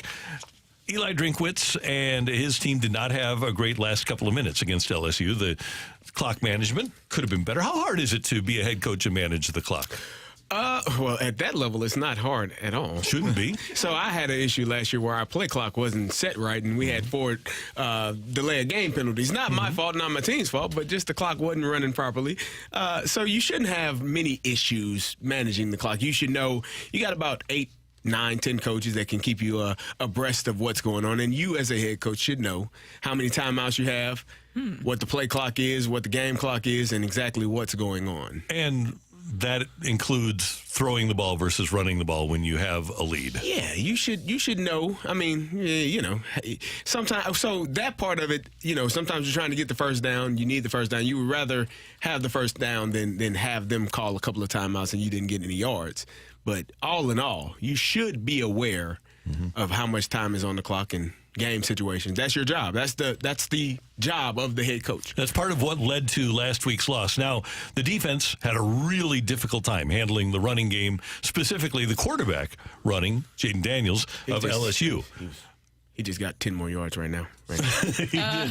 Tomorrow night, the Tigers are going to take on the 9th leading rusher in the nation. Ray Davis of Kentucky is averaging 7.2 yards per carry. He's rushed for 653 yards and 8 touchdowns. So, Eli Drinkwitz, what are some of the challenges when you face a guy like Ray Davis? Yeah, really good vision and burst. I think he's running faster this year than maybe even he did last year.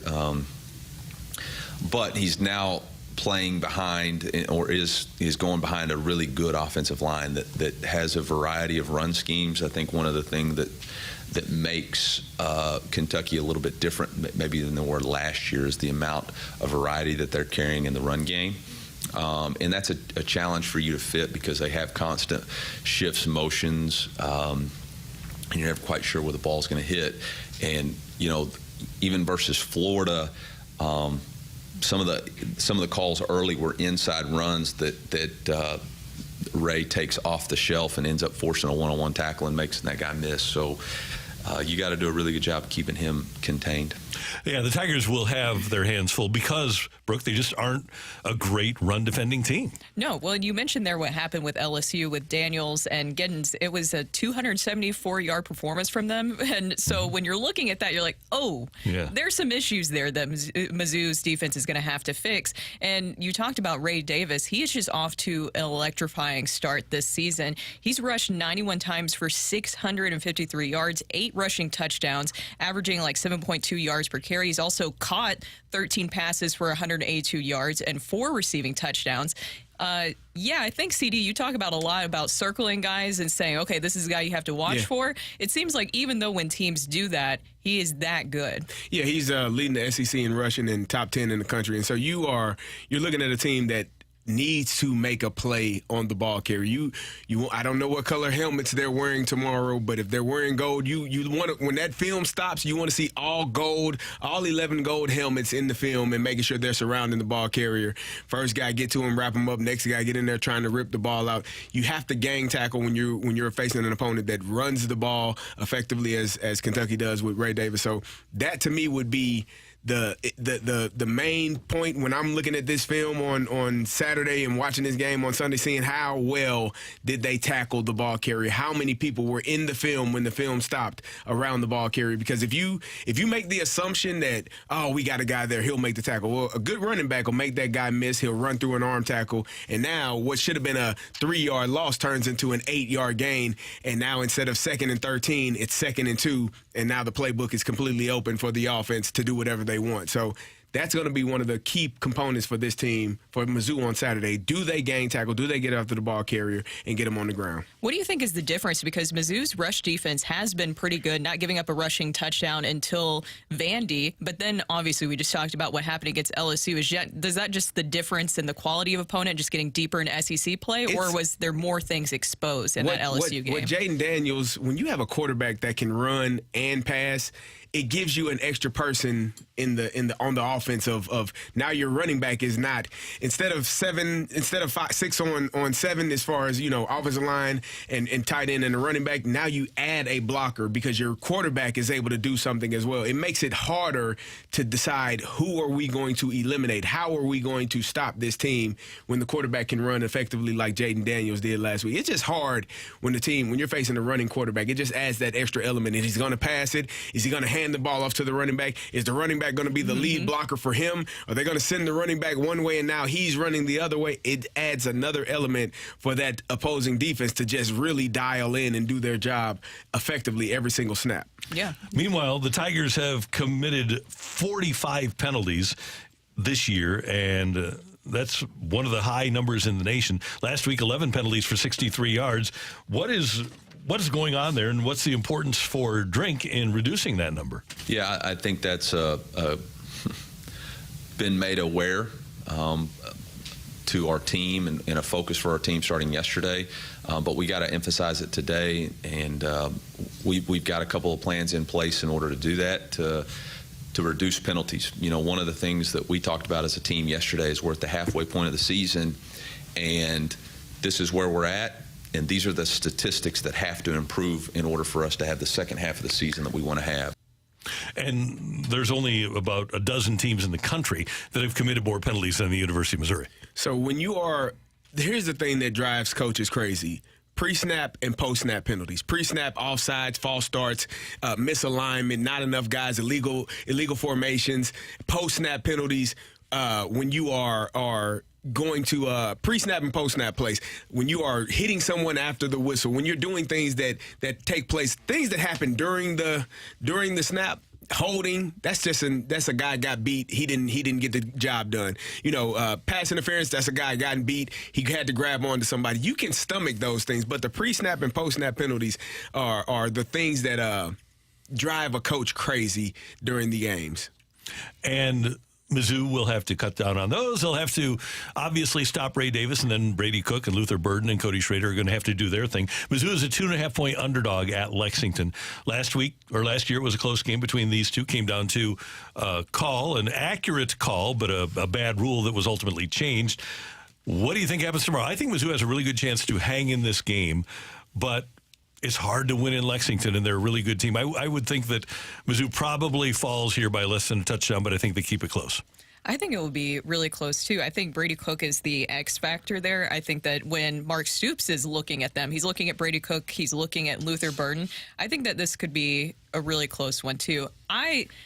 I don't know. I think the rush defense is concerning to me because of how talented Ray Davis is. So I have to agree. I think that Kentucky will win, but it will be really, really close. For me, I think Mizzou, if you score touchdowns, you put points on the board. If you are able to score, you can begin to eliminate the running game of the opposing team. If you put a couple of touchdowns on the board, a team gets down 14-0, they're less likely to run the ball, and it puts the game more at your advantage. Score touchdowns, eliminate the penalties and not have the mistakes, take care of the football, and then you can eliminate, like I said, the opposing team's offense with your team's offense if you put points on the board. And if Mizzou wins, they're bowl eligible. Nice. Oh, God. Oh, yeah. Why does he not like going to bowl games? He doesn't like positive energy in the atmosphere. Oh no, he does not. The secret is he's got a hold of him. He liked 1984 to 1997 apparently. How did that go? It doesn't mean anything. anything. It was 13 straight losing seasons where you didn't go to bowl games. Going to a bowl doesn't mean anything. It's a start. It means you won 2 games against legitimate competition. That means Mizzou won 2 games against legitimate competition at this point. 90% of college football. So still you don't plays think 4 Kansas State was any good, huh? Yeah, you had a slightly more difficult schedule you just this hate year. winning. I don't hate winning. He hates You would preferred the team that lost 77-0 to Oklahoma. No, apparently. I would prefer to root for a college football team that considered 8 wins a good season and not 6. Well, you should find another team to root for then, because Illinois and Mizzou, 8 wins. Man, if we get 8 that's wins, our benchmark, Carey. We're dancing. That's the bar from now on. And also, Illinois got so close last year. It isn't. It won't. They were changing it. Yeah, okay, we don't just go to bowl games around here. 6 is normal, 8 is good. 8 or 9. 8 is great. Can I just move it about? Can I just move the bar up to 7, please? Well, you can do whatever you want to do, Rob. You're still going to a bowl game. Better be able to beat Kentucky on the road. 7-5. You get upgraded. You get upgraded out of the Liberty Bowl. Also, does that 7 help you with that? 7 is when my bet clears. Oh, okay. There you go. All right. Over 6.5, baby. Let's go. Coming up, a rush hour reset on 101 ESPN.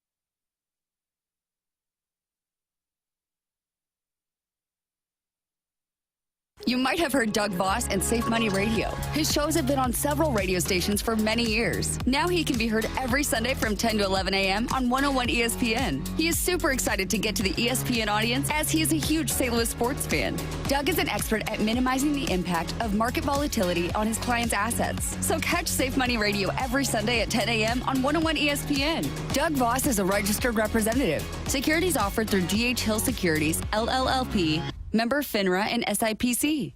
As a roofer, I'm always on the go, so I need to be able to get things done from anywhere. That's why I partner with Beacon. With the Beacon Pro Plus app, I've got the brands I depend on, like Certainty Landmark Pro, right at my fingertips. It's like having my Beacon rep in my pocket 24/7. I rely on Beacon because I never stop building, and neither do they. Now through November, purchase CertainTeed through Beacon Pro Plus and earn up to $750. Beacon, always building.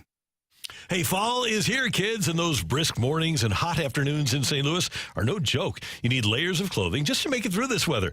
Getting your home ready for fall is important, and you need to get in touch with Hoffman Brothers. Part of that is getting your heating system maintenance taken care of, and at Hoffman Brothers, the heating and air conditioning that they work on for you, the equipment, is the most expensive appliance in your home, so you need to get it maintained annually. It's really important to the longevity of your system, the operation of the system, and how energy efficient it remains. At Hoffman Brothers, they're going to come out and perform a heating maintenance, clean the heating system, check all the burners, gas lines, and for carbon monoxide, and then they'll provide safety for you and your family because that's their biggest priority. Call today to schedule your heating system maintenance and join their home protection plan. Visit HoffmanBros.com, HOFFMANN, HoffmanBros.com, or give them a call at 314-664-3011, and they do so much more. As a matter of fact, if you're not breathing well inside your house, maybe your ducts are dirty, and they'll do duct cleaning as well. Go to HoffmanBros.com or give them a call today. Hoffman Brothers, 314-664-3011.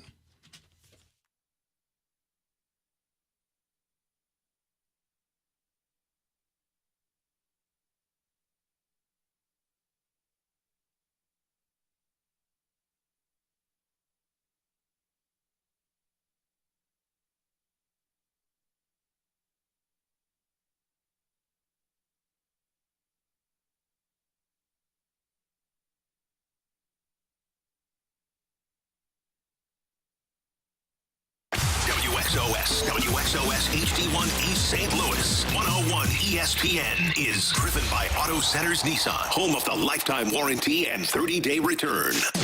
Live from the Car Shield studio, this is the opening drive on 101 ESPN. We're recapping the biggest sports stories of the day on the opening drive with a rush hour reset.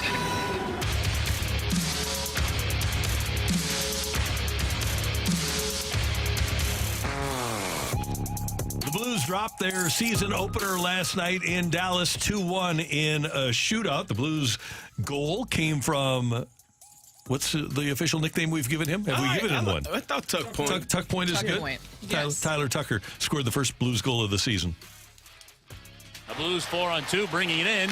Hayes had it poked off of his stick, goes to the blue line. Tucker shoots, and a puck bounces off a leg. Comes back to Tucker. He scores! Sammy Blais in front with the screen, but a wrist shot by Tyler Tucker finds the back of the net. And his second career NHL goal has tied the game for the Blues. 1-1, 17:23 to go, second period. The rest of regulation was scoreless. The 5-minute 3-on-3 was scoreless. The Blues wound up losing in a shootout. Overall, Jordan Binnington had to face 34 shots. Coach Craig Berube, what about the shots against?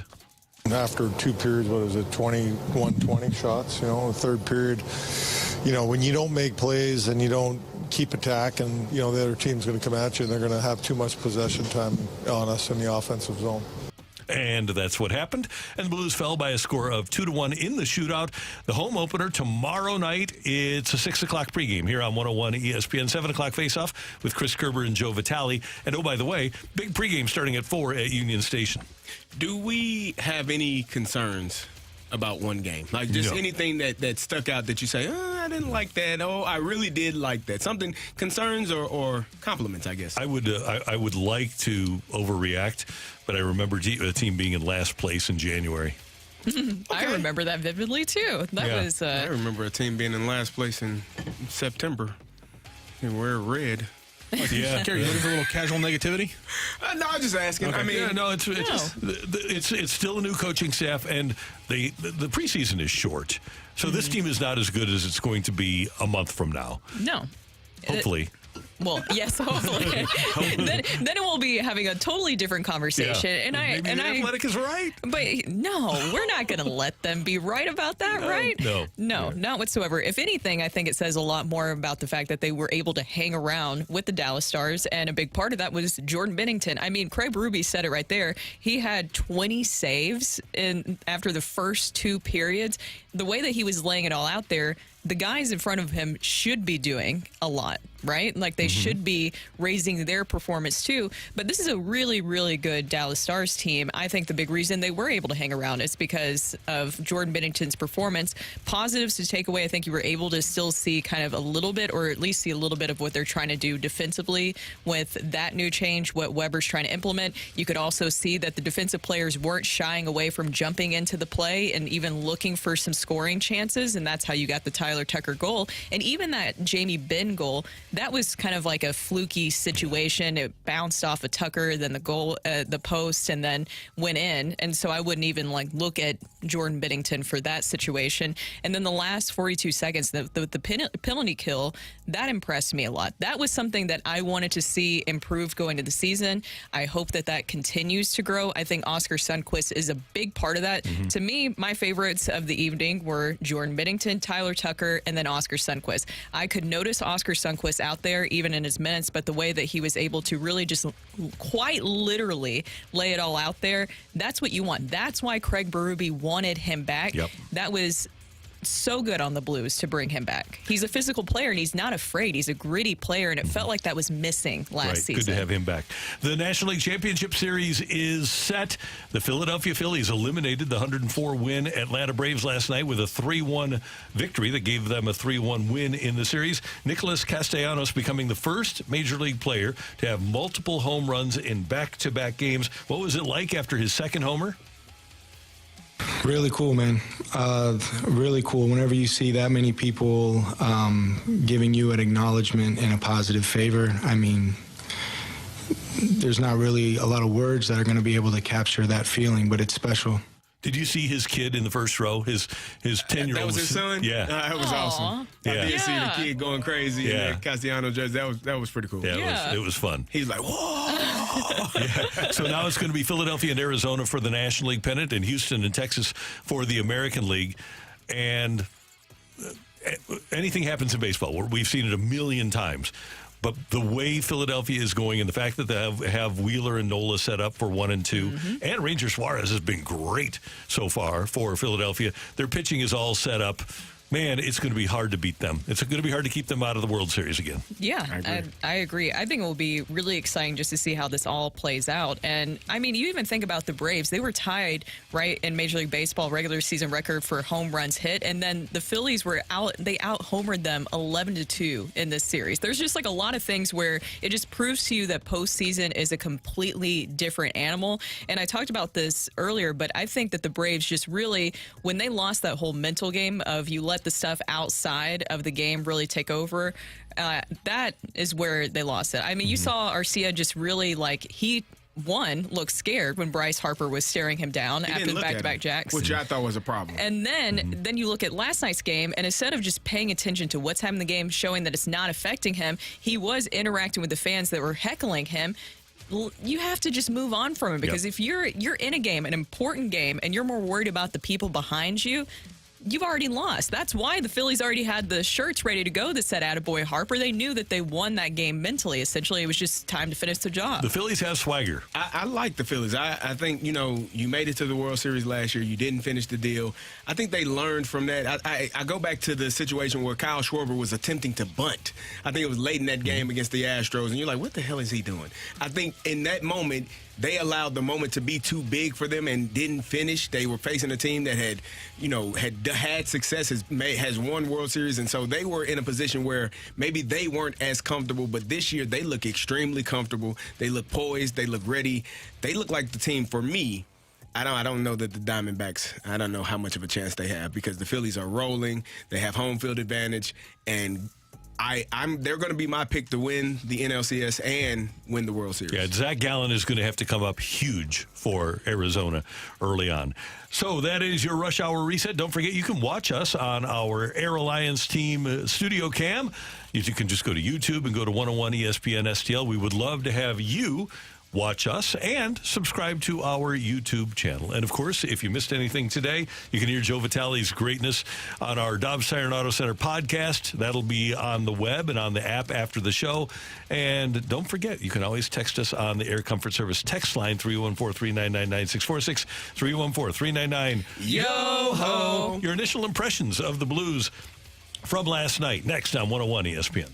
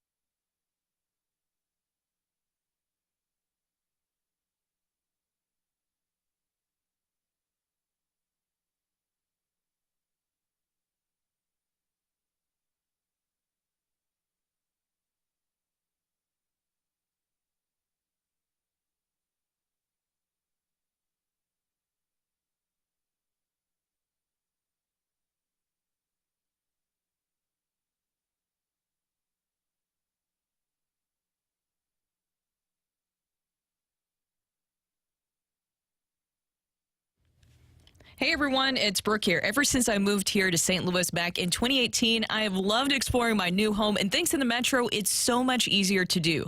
I've lived in other cities that didn't provide public transportation, and believe me, it leads to a lot of congested traffic and made it so much harder to get to events like concerts and games, but that's why I love Metro Transit. It's easy to access for everyone. Hey, it's hockey season now, and it can get you right over to Enterprise Center or Busch Stadium or even City Park without the hassle of parking or waiting in traffic or trying to get an Uber. You know how big of a hassle that is. Metro Transit just gets you straight to the action. Even if you haven't given Metro a try, it's something that I can promise you other places wish they had available. There's many benefits even if you don't ride. A healthy and vibrant public transportation system helps attract businesses to come here to St. Louis and creates a significant amount of jobs in the region. And of course, it helps many get to their jobs.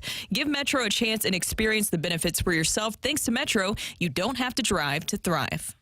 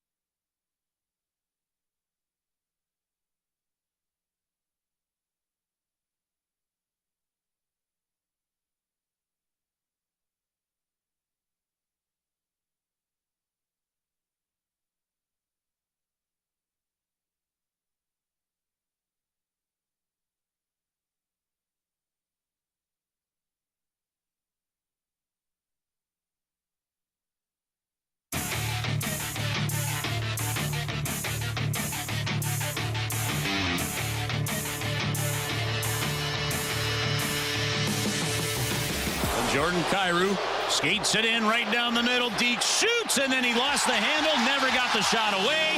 A wasted attempt, and the St. Louis Blues fall in the shootout. I thought both goalies made some real good saves. I thought we played a pretty good, strong 2 periods. The third period, I thought we just kind of laid back a little bit too much. We didn't attack enough and create enough opportunities. But, we battled hard. It was a hard battle game, hard-fought game.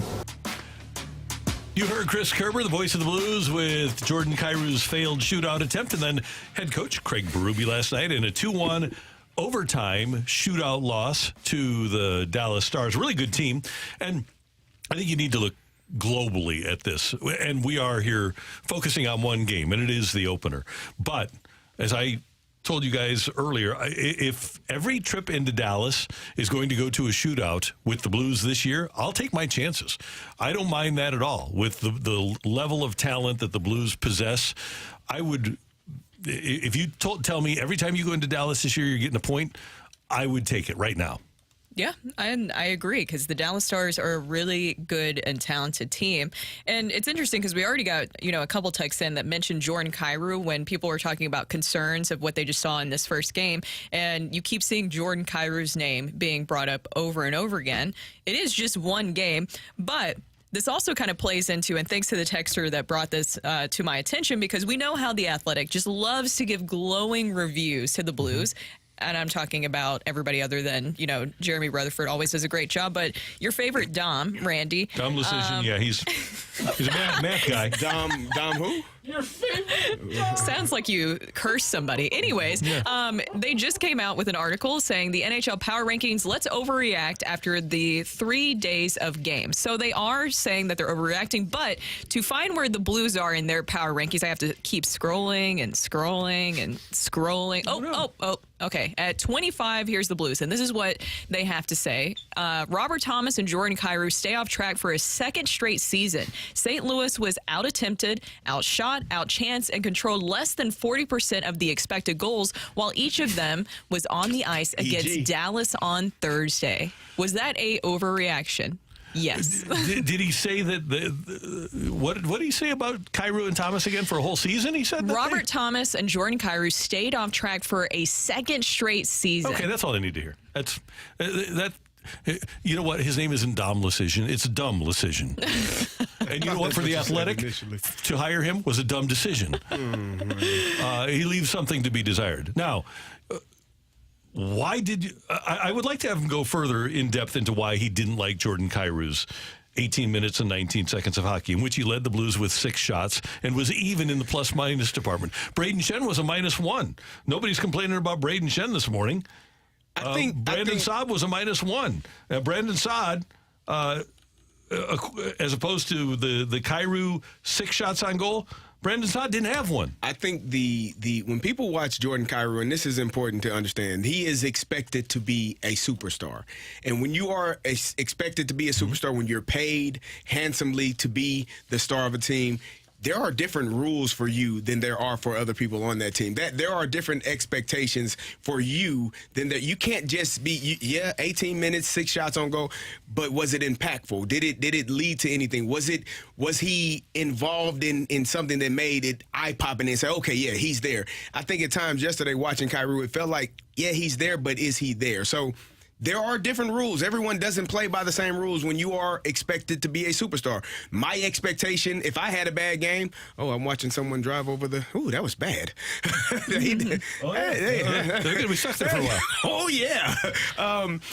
My expectations, the expectations for me in comparison to Hines Ward were drastically different, and that comes with the part of the game. So I think the expectations for Jordan Kyrou are higher, and he has to live up to those expectations and reach the capability that he has. Did you ever get the sense that when Hines Ward or Santonio Holmes were playing, that the other team just didn't want to try? Because it seems to me that the other team's trying to defend against Jordan Kyrou. That goes with it.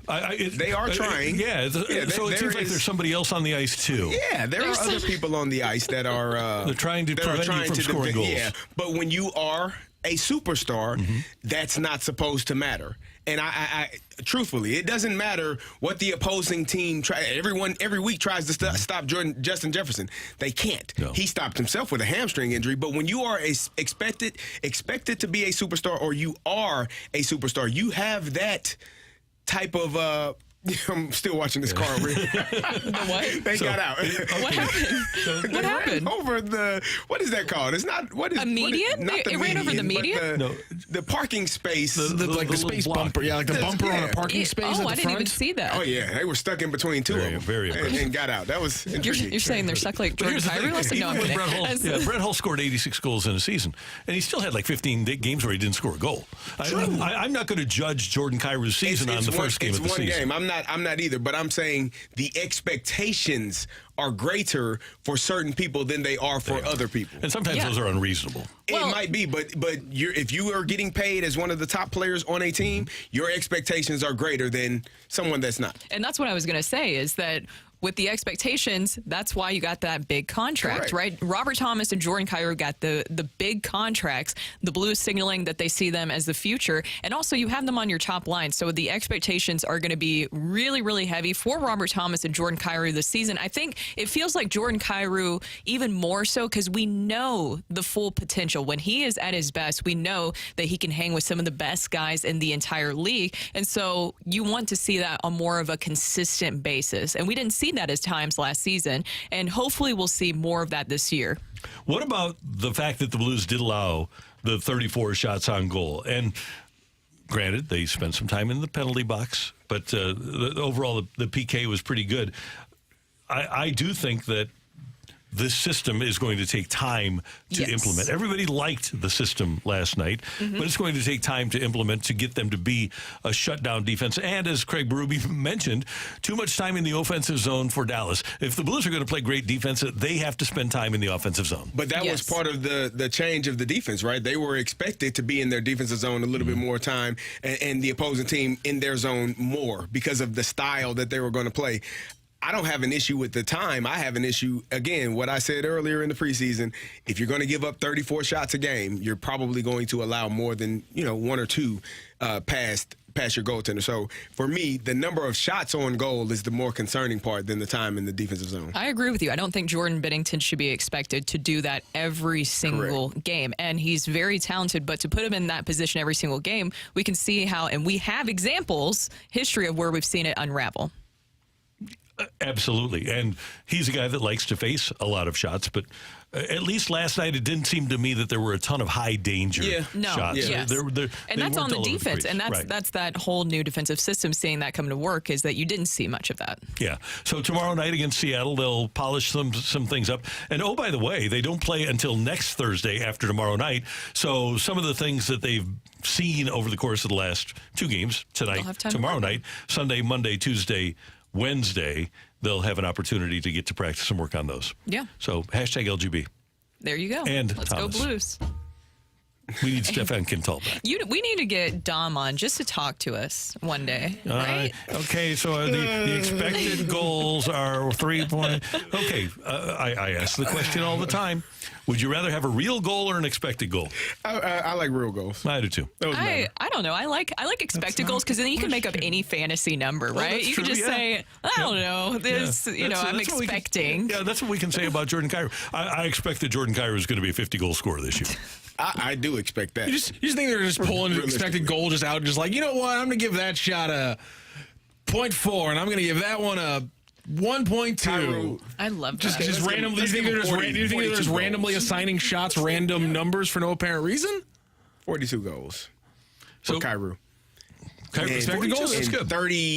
29 for Vrana. Are you talking about real goals or expected goals? Okay. Oh, I like that. 29 for Vrana.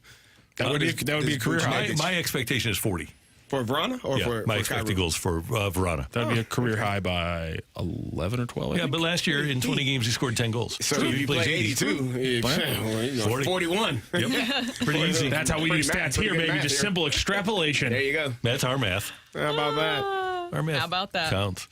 I wonder if Dom ever watches a game. Come on, Dom. Pick it up. Be better. That's all I got to ask you. Be better. Coming up here on 101 ESPN, controlled chaos. St. Louis City getting ready as we head towards the playoffs, but getting ready to head down the stretch here. And then we're going to win the MLS Cup. I have a question, though, for Matthew Rocchio. It's a very serious question. Coming up next on 101 ESPN.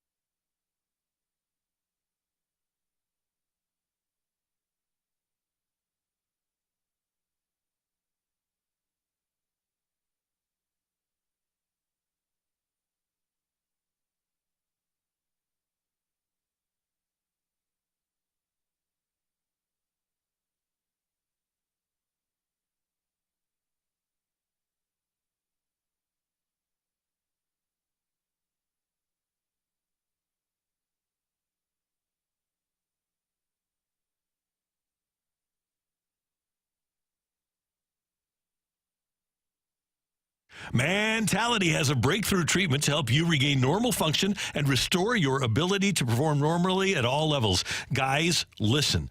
If you're beyond the age of 30, you can still compete at sports like you did years ago. You know, your career is a competition, and you need every edge you can get in today's market. Don't let age be an excuse to settle for second best. If you wake up fatigued, if you're tired when you get home from work, if you can't coach the kids because you're crashing, if you can't get through a workout like you used to, it's probably because of low T. And low T is something that happens as we age. Our testosterone level drops. At Mentality, they have an FDA-approved testosterone treatment that is going to get you back to where you want to be. Their board-certified physicians are going to do a complete test of where your testosterone level is, and then they're going to restore it. It really is amazing what they do. Great doctors and great nurses at Mentality. They have clinics in both Chesterfield and in South County. They'll work with your insurance company to keep those out-of-pocket expenses as low as possible, and it will benefit you. Trust me, it will. Go to lowtusa.com, find out what they do, and get started with Mentality today.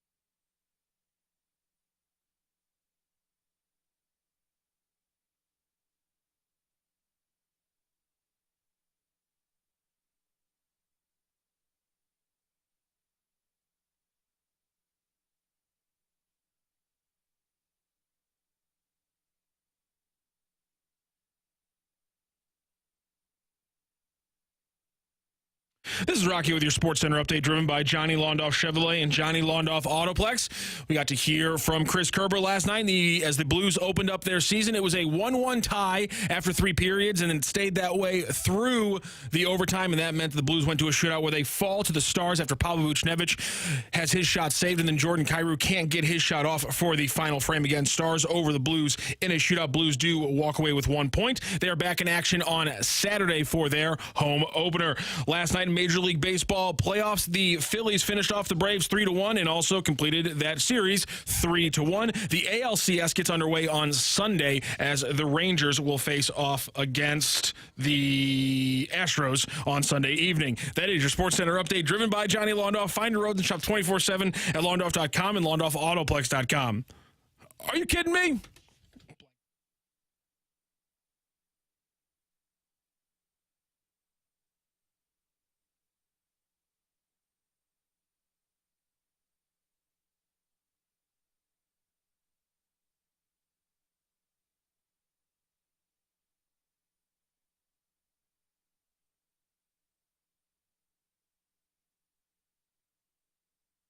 Like to call controlled chaos. Brought to you by Keystone Event Staffing. Better people mean better events. They are playing with house money if they win the first series. That's how I look at it. If they lose the first series, I think that's going to leave a sour taste in everyone's mouth. You're still going to celebrate the great season that they had, but not have a knockout round game at home, then you're not really taking advantage of the home field advantage, right? You're not taking advantage of what you did in the regular season. I think if they get out of the first round and then anything happens, listen, someone can come to City Park, take them to penalties, and they lose. That's not necessarily a disappointment. I mean, it's a disappointment, but it's not necessarily a failure. Those are mutually exclusive at times. They're not always the same. So I just look at it. They win the first series, they get a knockout round game, then they're ultimately playing with house money. And no matter what they do from that point, it's 100% they outkick their coverage and they overachieved, in my opinion. That's opening drive contributor Taylor Twellman making his regular appearance on. Is that what you wanted to say to Rocc to spark him? Oh, you have something else. Oh yeah, I do. That wasn't us. He doesn't answer. He didn't come on our show. Oh, he was on. Somebody else was on Balloon Party with Tim and Jackson. This time on Wednesday because he didn't answer their phone call on Tuesday because I guess his phone just has issues from his hometown. He's angry. Somebody's angry. Oh my gosh. You're mad. So, okay, let me start with this. Has the MLS Cup reached this? Let's start with this.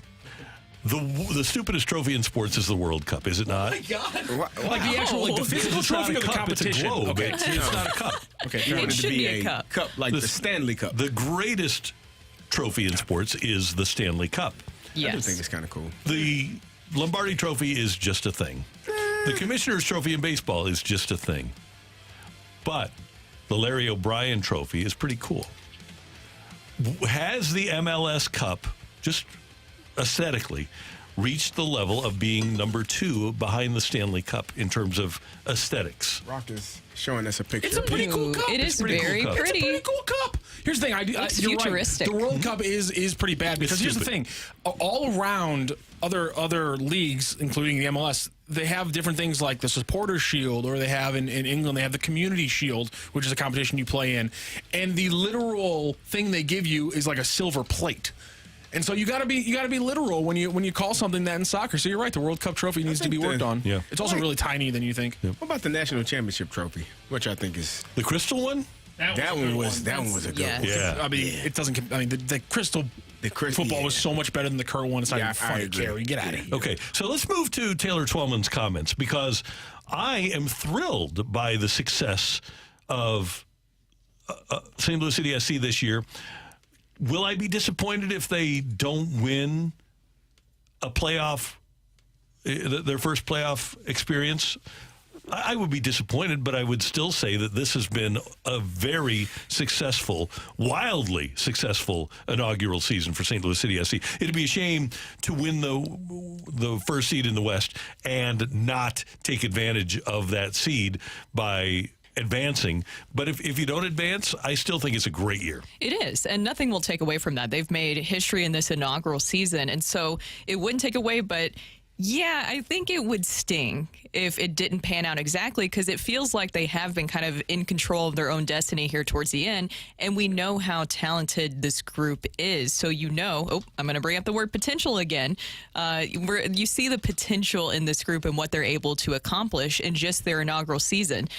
Maybe my hopes are just really high, but I feel like I want them to make a deep run. I don't think it's a win, lose, or draw. I think this season has been phenomenal for City. I think they have done a fantastic job. Here's a team that was picked to finish last or second to last, and pretty much by everyone in their conference, and they ended up in first place. Now, is that the ultimate goal? No. You want to win a championship, but from where you're coming from in your inaugural season, I think you definitely have to look at that and say, we did some fantastic things.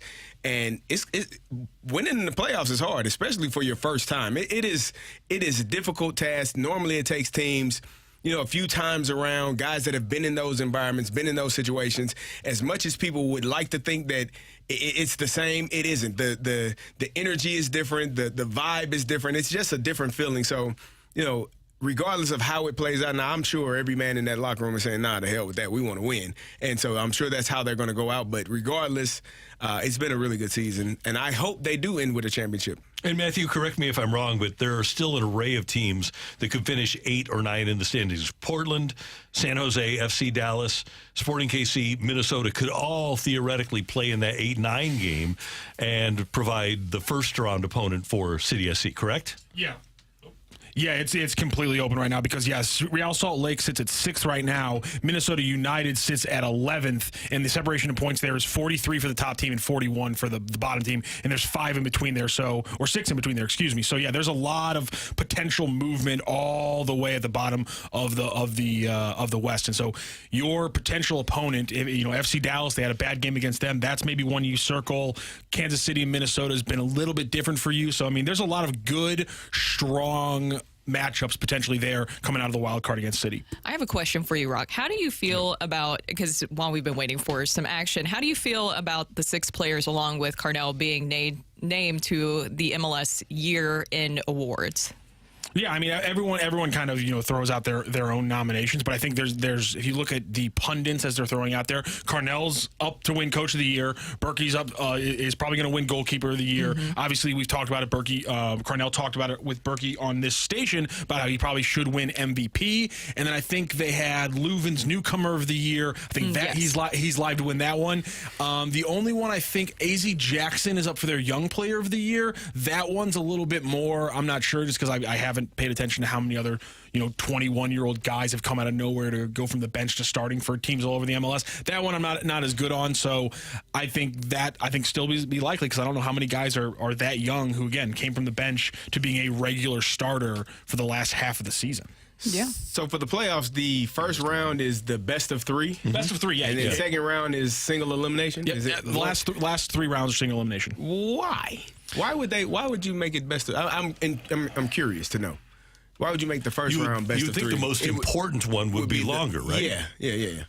That's a good point. It is kind of flipped. I guess maybe you want to, ensure that the best team is in the second round. Yeah, because the thought process would be a lower ranked team has a better chance of knocking you off in just one game than if you have to beat them 2 out of 3. You have a better chance as the higher seed to win there. So maybe they're just making it so it's even harder for the 5 through 8s to get through the next round. The first round is home, away, home. Mm-hmm. And by the way, that takes place October 28th through November 12th. And it's interesting because for those games, if the match is tied at the end of regulation, they're going to go right to penalty kicks. And in the next round, if it's tied at the end of regulation, then they have 2 15-minute overtime periods before they go to penalty kicks. So it's a really intriguing format. I like the format, but for a team like City SC, you lose that first game, and then you have to go out to whatever it is, Portland, San Jose, Dallas, whatever. your season is on the line if you lose on a penalty kick in the first round. And again, the first round does have an away match in there built in, and that's where they've gotten bitten a couple times. That's where they got, Dallas got them away. Minnesota's actually a weird one where they did better in Minnesota than they did here in Minnesota. Same thing with Vancouver. So there's a couple other weird ones that you got to look at. But I mean, the matchups right now are looking good for City. The big thing right now is that Orlando City has jumped them for second overall in the Supporter Shield. So right now there is a second team that if they get through the East would have home field advantage in the final round, the MLS Cup. There's still a chance for, I think, 2 other teams in the East to also jump up. The East is right now considered just the stronger of the conferences. Yeah, if you look at the power rankings that the MLS pundits are putting out right now, like the 7th seed in the East is like the 10th overall team to their power rankings. So you can kind of see where the gradation is coming between the two conferences. And how did because I haven't really paid close attention, how did the pundits do with their preseason prognostications? Pretty bad, Randy. They had City as finishing 13th or 14th in their league. How about that? And City, again, won the West for the regular season. Okay, just checking. By the way, you might have seen a post from City a few days after they won the West. It was a little bit delayed, but there was a post that was like continental competition. That's something else, by the way. If you do really well in your soccer league, you get to be in other tournaments the next season. Because there's other tournaments that take all the winners from the leagues around your conference and they throw them together into a thing. You might, if you're a fan of European football, you've obviously heard of the UEFA League and the Champions League. Yes. Well, CONCACAF, which is the federation that the United States Canada, us, and Central America, we then play in the CONCACAF Champions Cup starting next year. And there's a lot of different ways you can qualify for the Champions Cup. One way is winning the Supporter Shield. You can be a top 2. You can be overall top 3 in the Supporter Shield, or you can win your conference. Or you can win the MLS Cup. So there's 4 ways to get in. City's at least guaranteed 1. So they're in the CONCACAF Champions Cup next year, guaranteed because of winning the West. But obviously they could get a bye into the round of 16 right off the bat if they win the MLS Cup overall. And this is crazy, Randy. I know you already brought up the World Cup, but did you know that there's a Club World Cup? No. There's a Club World Cup. And here's the thing is the 2025 version, they are expanding it from 7 teams to 32 teams, and it'll be held here in the United States. And one of the people who gets into the Club World Cup is the winner of the 2024 Champions Cup. So next season, City will be playing in another tournament where if they win that one, they will then be playing in the FIFA Club World Cup against teams like Real Madrid, Manchester United, the biggest teams in the entire world, to try to win the Club World Cup. So there's a lot of crazy stuff. You just keep getting in more tournaments and more competitions. That's how soccer works. If you're good, they just keep asking you to play more soccer, which I think is kind of cool. That's pretty cool. Nice. One other note.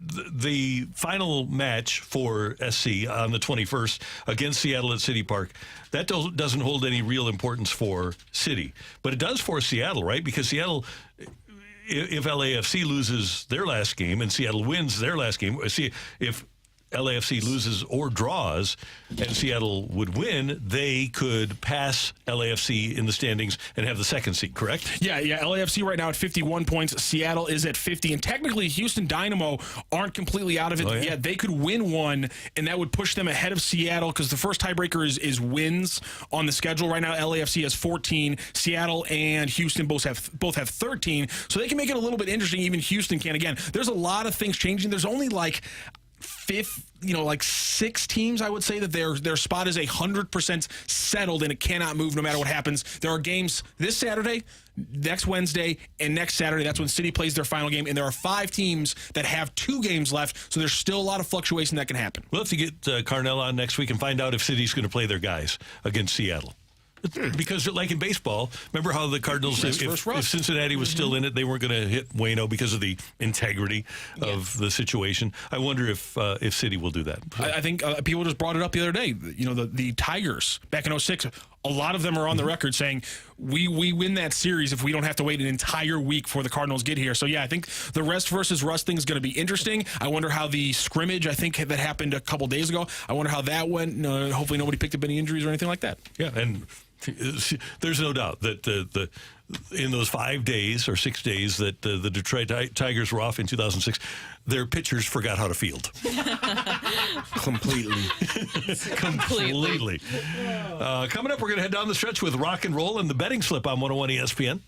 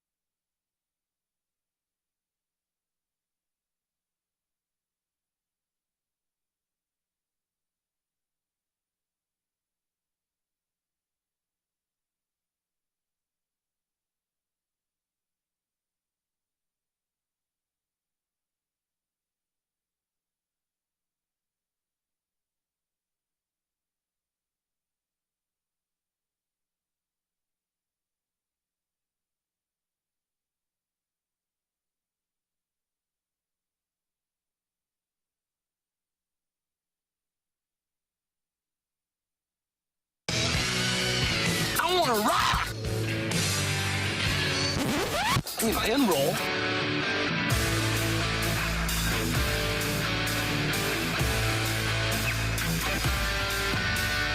Let's rock.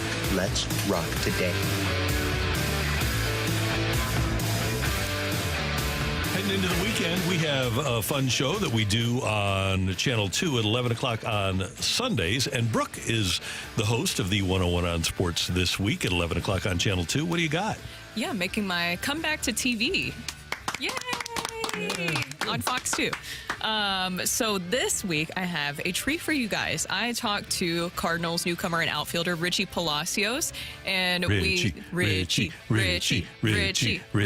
Good. And Richie is fantastic. I hope that things work out for him next season with the Cardinals. We talked about everything. We talked about his fashion, his brother. If you remember that whole series against the Pirates, that great story of him and his brother Josh Palacios playing against each other, having their parents in the stands. We talked about his parents, how they like to join in on the smack talk. And so it's just a whole smack talking family. His love of fashion, just a lot of different stuff, and what it was like for him coming to the Cardinals this season and the way that he did. I don't think that many expected him to make as much of an impact as he did in the second half of the season, but he really brought a lot of energy and passion. I think that's something that I liked and a lot of other fans liked too.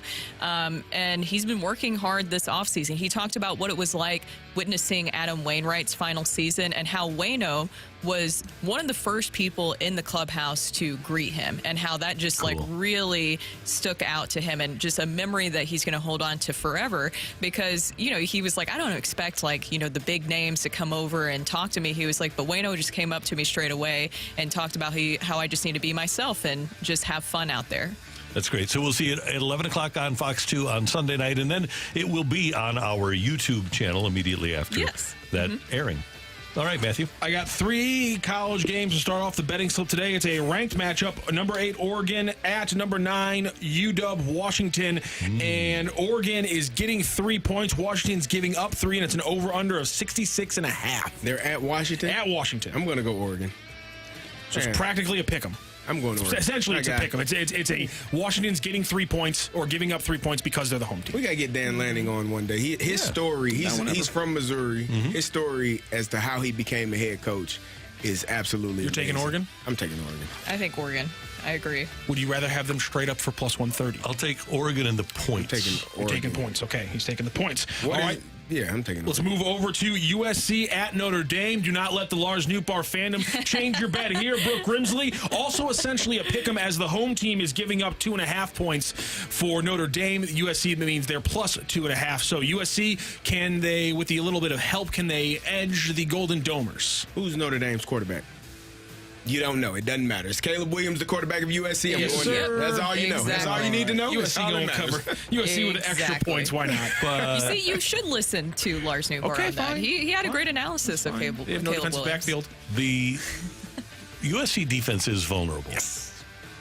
They got that kid Branch, though. Yeah, they've allowed a lot of points so far. So with that knowledge, I will take USC big. Okay, there you go. With that knowledge. And here's the final one. It's another one that's practically a pick 'em because of the home and away. Mizzou and Kentucky. Kentucky minus 2.5. Mizzou plus 2.5. Obviously, Kentucky at home. Essentially a pick 'em here. We got money on the line here? Are we spending money? Actually, yes. I think today we are going to. I'll take Kentucky. I'm taking Kentucky. What's the spread? 2.5. 2.5. Mizzou's getting the points. You all don't trust old Mizzou down there in old Kentucky, huh? I trust them. I just don't think they're as good. All right. Did you hear what we said about I'm gonna go. Rocc, I'm gonna go on your side. No, we're gonna take Kentucky. Oh my we're gonna take gosh, Kentucky. Sorry, I got this one. Sorry, Kira. 45-42, the final score. Kentucky winning. That's that's a lot of points. Like, I think you just went into my head and pulled the exact score I was just about to say. What's the over under? 45-42. Over under is 50.5. Oh yeah, take the over then. Take the over. Yeah. Can we put that on there as well? Okay, so, we can put that as well. That's fine now. Betting slip's pretty much done, though, because that's 4 bets now, because we're going to add the over for 50.5. I only need 2 more. Carrie, you already mentioned one of them. Are you guys feeling good? Are you going with Carrie? Vikes at Bears, the over-under's 43.5. Carrie said they're not scoring 30, so you got 13.5 points to work with. Are you feeling good about it? 43.5 is 43.5. Over-under. Vikes at Bears. Under. This game... Yeah, it goes under. Okay, I was like, are you seeing something different than what I was thinking 21-17, and I was just adding in my head. All right. That's 38. And I need bet number 6. We're going to go to tomorrow night as the Kraken travel to St. Louis to face off against the Blues. It's an over-under in this game of 6.5 for the total. The Blues, by the way, would need to win by 2 goals to cover the -1.5 they are favored by. So I'm going to ask you, do you want the over-under for the 6.5, or do you want the Blues money line bet of -122? So what do we have with the Blues win 6-2, which is what they're going to do? That would be an over. That would be an over. You think 6-2? 6-2. Home opener, fired up, the energy in that building. Kairu has listened to this show all morning. He's going to score 2. I don't think He's Kairu's hot. this show. No, he's probably Pretty sure Fortnite servers are up right now, so he was not listening to this show. Bobby Tommy is going to be dishing. 10:30, 11. They're 11:30 today. 6-2 Blues.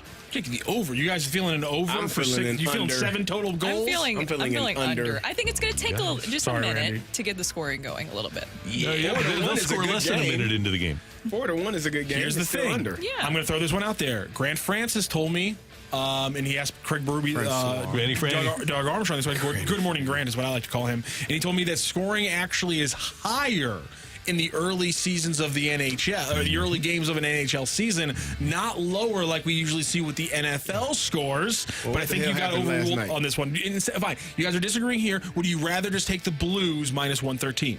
Or 122, excuse me. Which one pays more? The over-under 6.5 is going to pay slightly better. I think it's -108. We're here gambling. I will defer money. The under 6.5 is the exact same bet, -122. We're gambling fictional money. It's not. Yeah, I'll defer to you guys.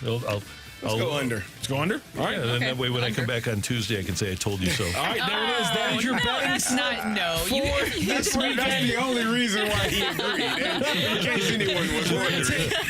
We're going to take Oregon at UW with the 3 points. USC at Notre Dame with the 2.5. We're going to take Kentucky at home, giving up 2.5 to Mizzou. We're going to take the over on the 50.5 in that SEC battle. We're going to take the under in the NFC North stinker above Vikings Bears under 43.5. And we're going to go under 6.5 total goals between the Blues and the Kraken tomorrow in the home opener. That is your betting slip, Randy Carricker. And I've got the Hawks over the Pirates tonight. Yes, sir. And the Hawks over the Pirates. Like by the way, congratulations, everybody. 4-2. In last week's betting slip, which was topped off, of course, by the Rangers beating up on the Orioles. When I asked you guys for a underdog in the playoffs, you guys, no hesitation. You guys said Rangers, Orioles, 100%. They were the first team to clear to the second round. Incredibly great call by there. I think people should follow the betting slip. Absolutely. Matthew, great job by our producer and audio engineer, Matthew Rocchio. Pleasure. Brooke, did you have a fun week? I did. Good. Yes. Oh, no. Oh, no. Stop. Oh, doing it again. How about that? There you go. How about that? CD. Show us your face. We want to see your face. Who said that? You want to see my face? There we go. You guys will have to carry the load again on Monday. I'm going to be in the Ozzie Smith golf tournament. Oh, we wish you well. But then it's for kids, though. It's for the kids, There you for go. PGA Reach. So Just keep missing the easiest day. Yeah. So, but I'll be back on Tuesday. And we thank you for tuning in, texting in, and being a part of the show. For all of us until Monday morning at 7, have a great weekend, St. Louis. That's right.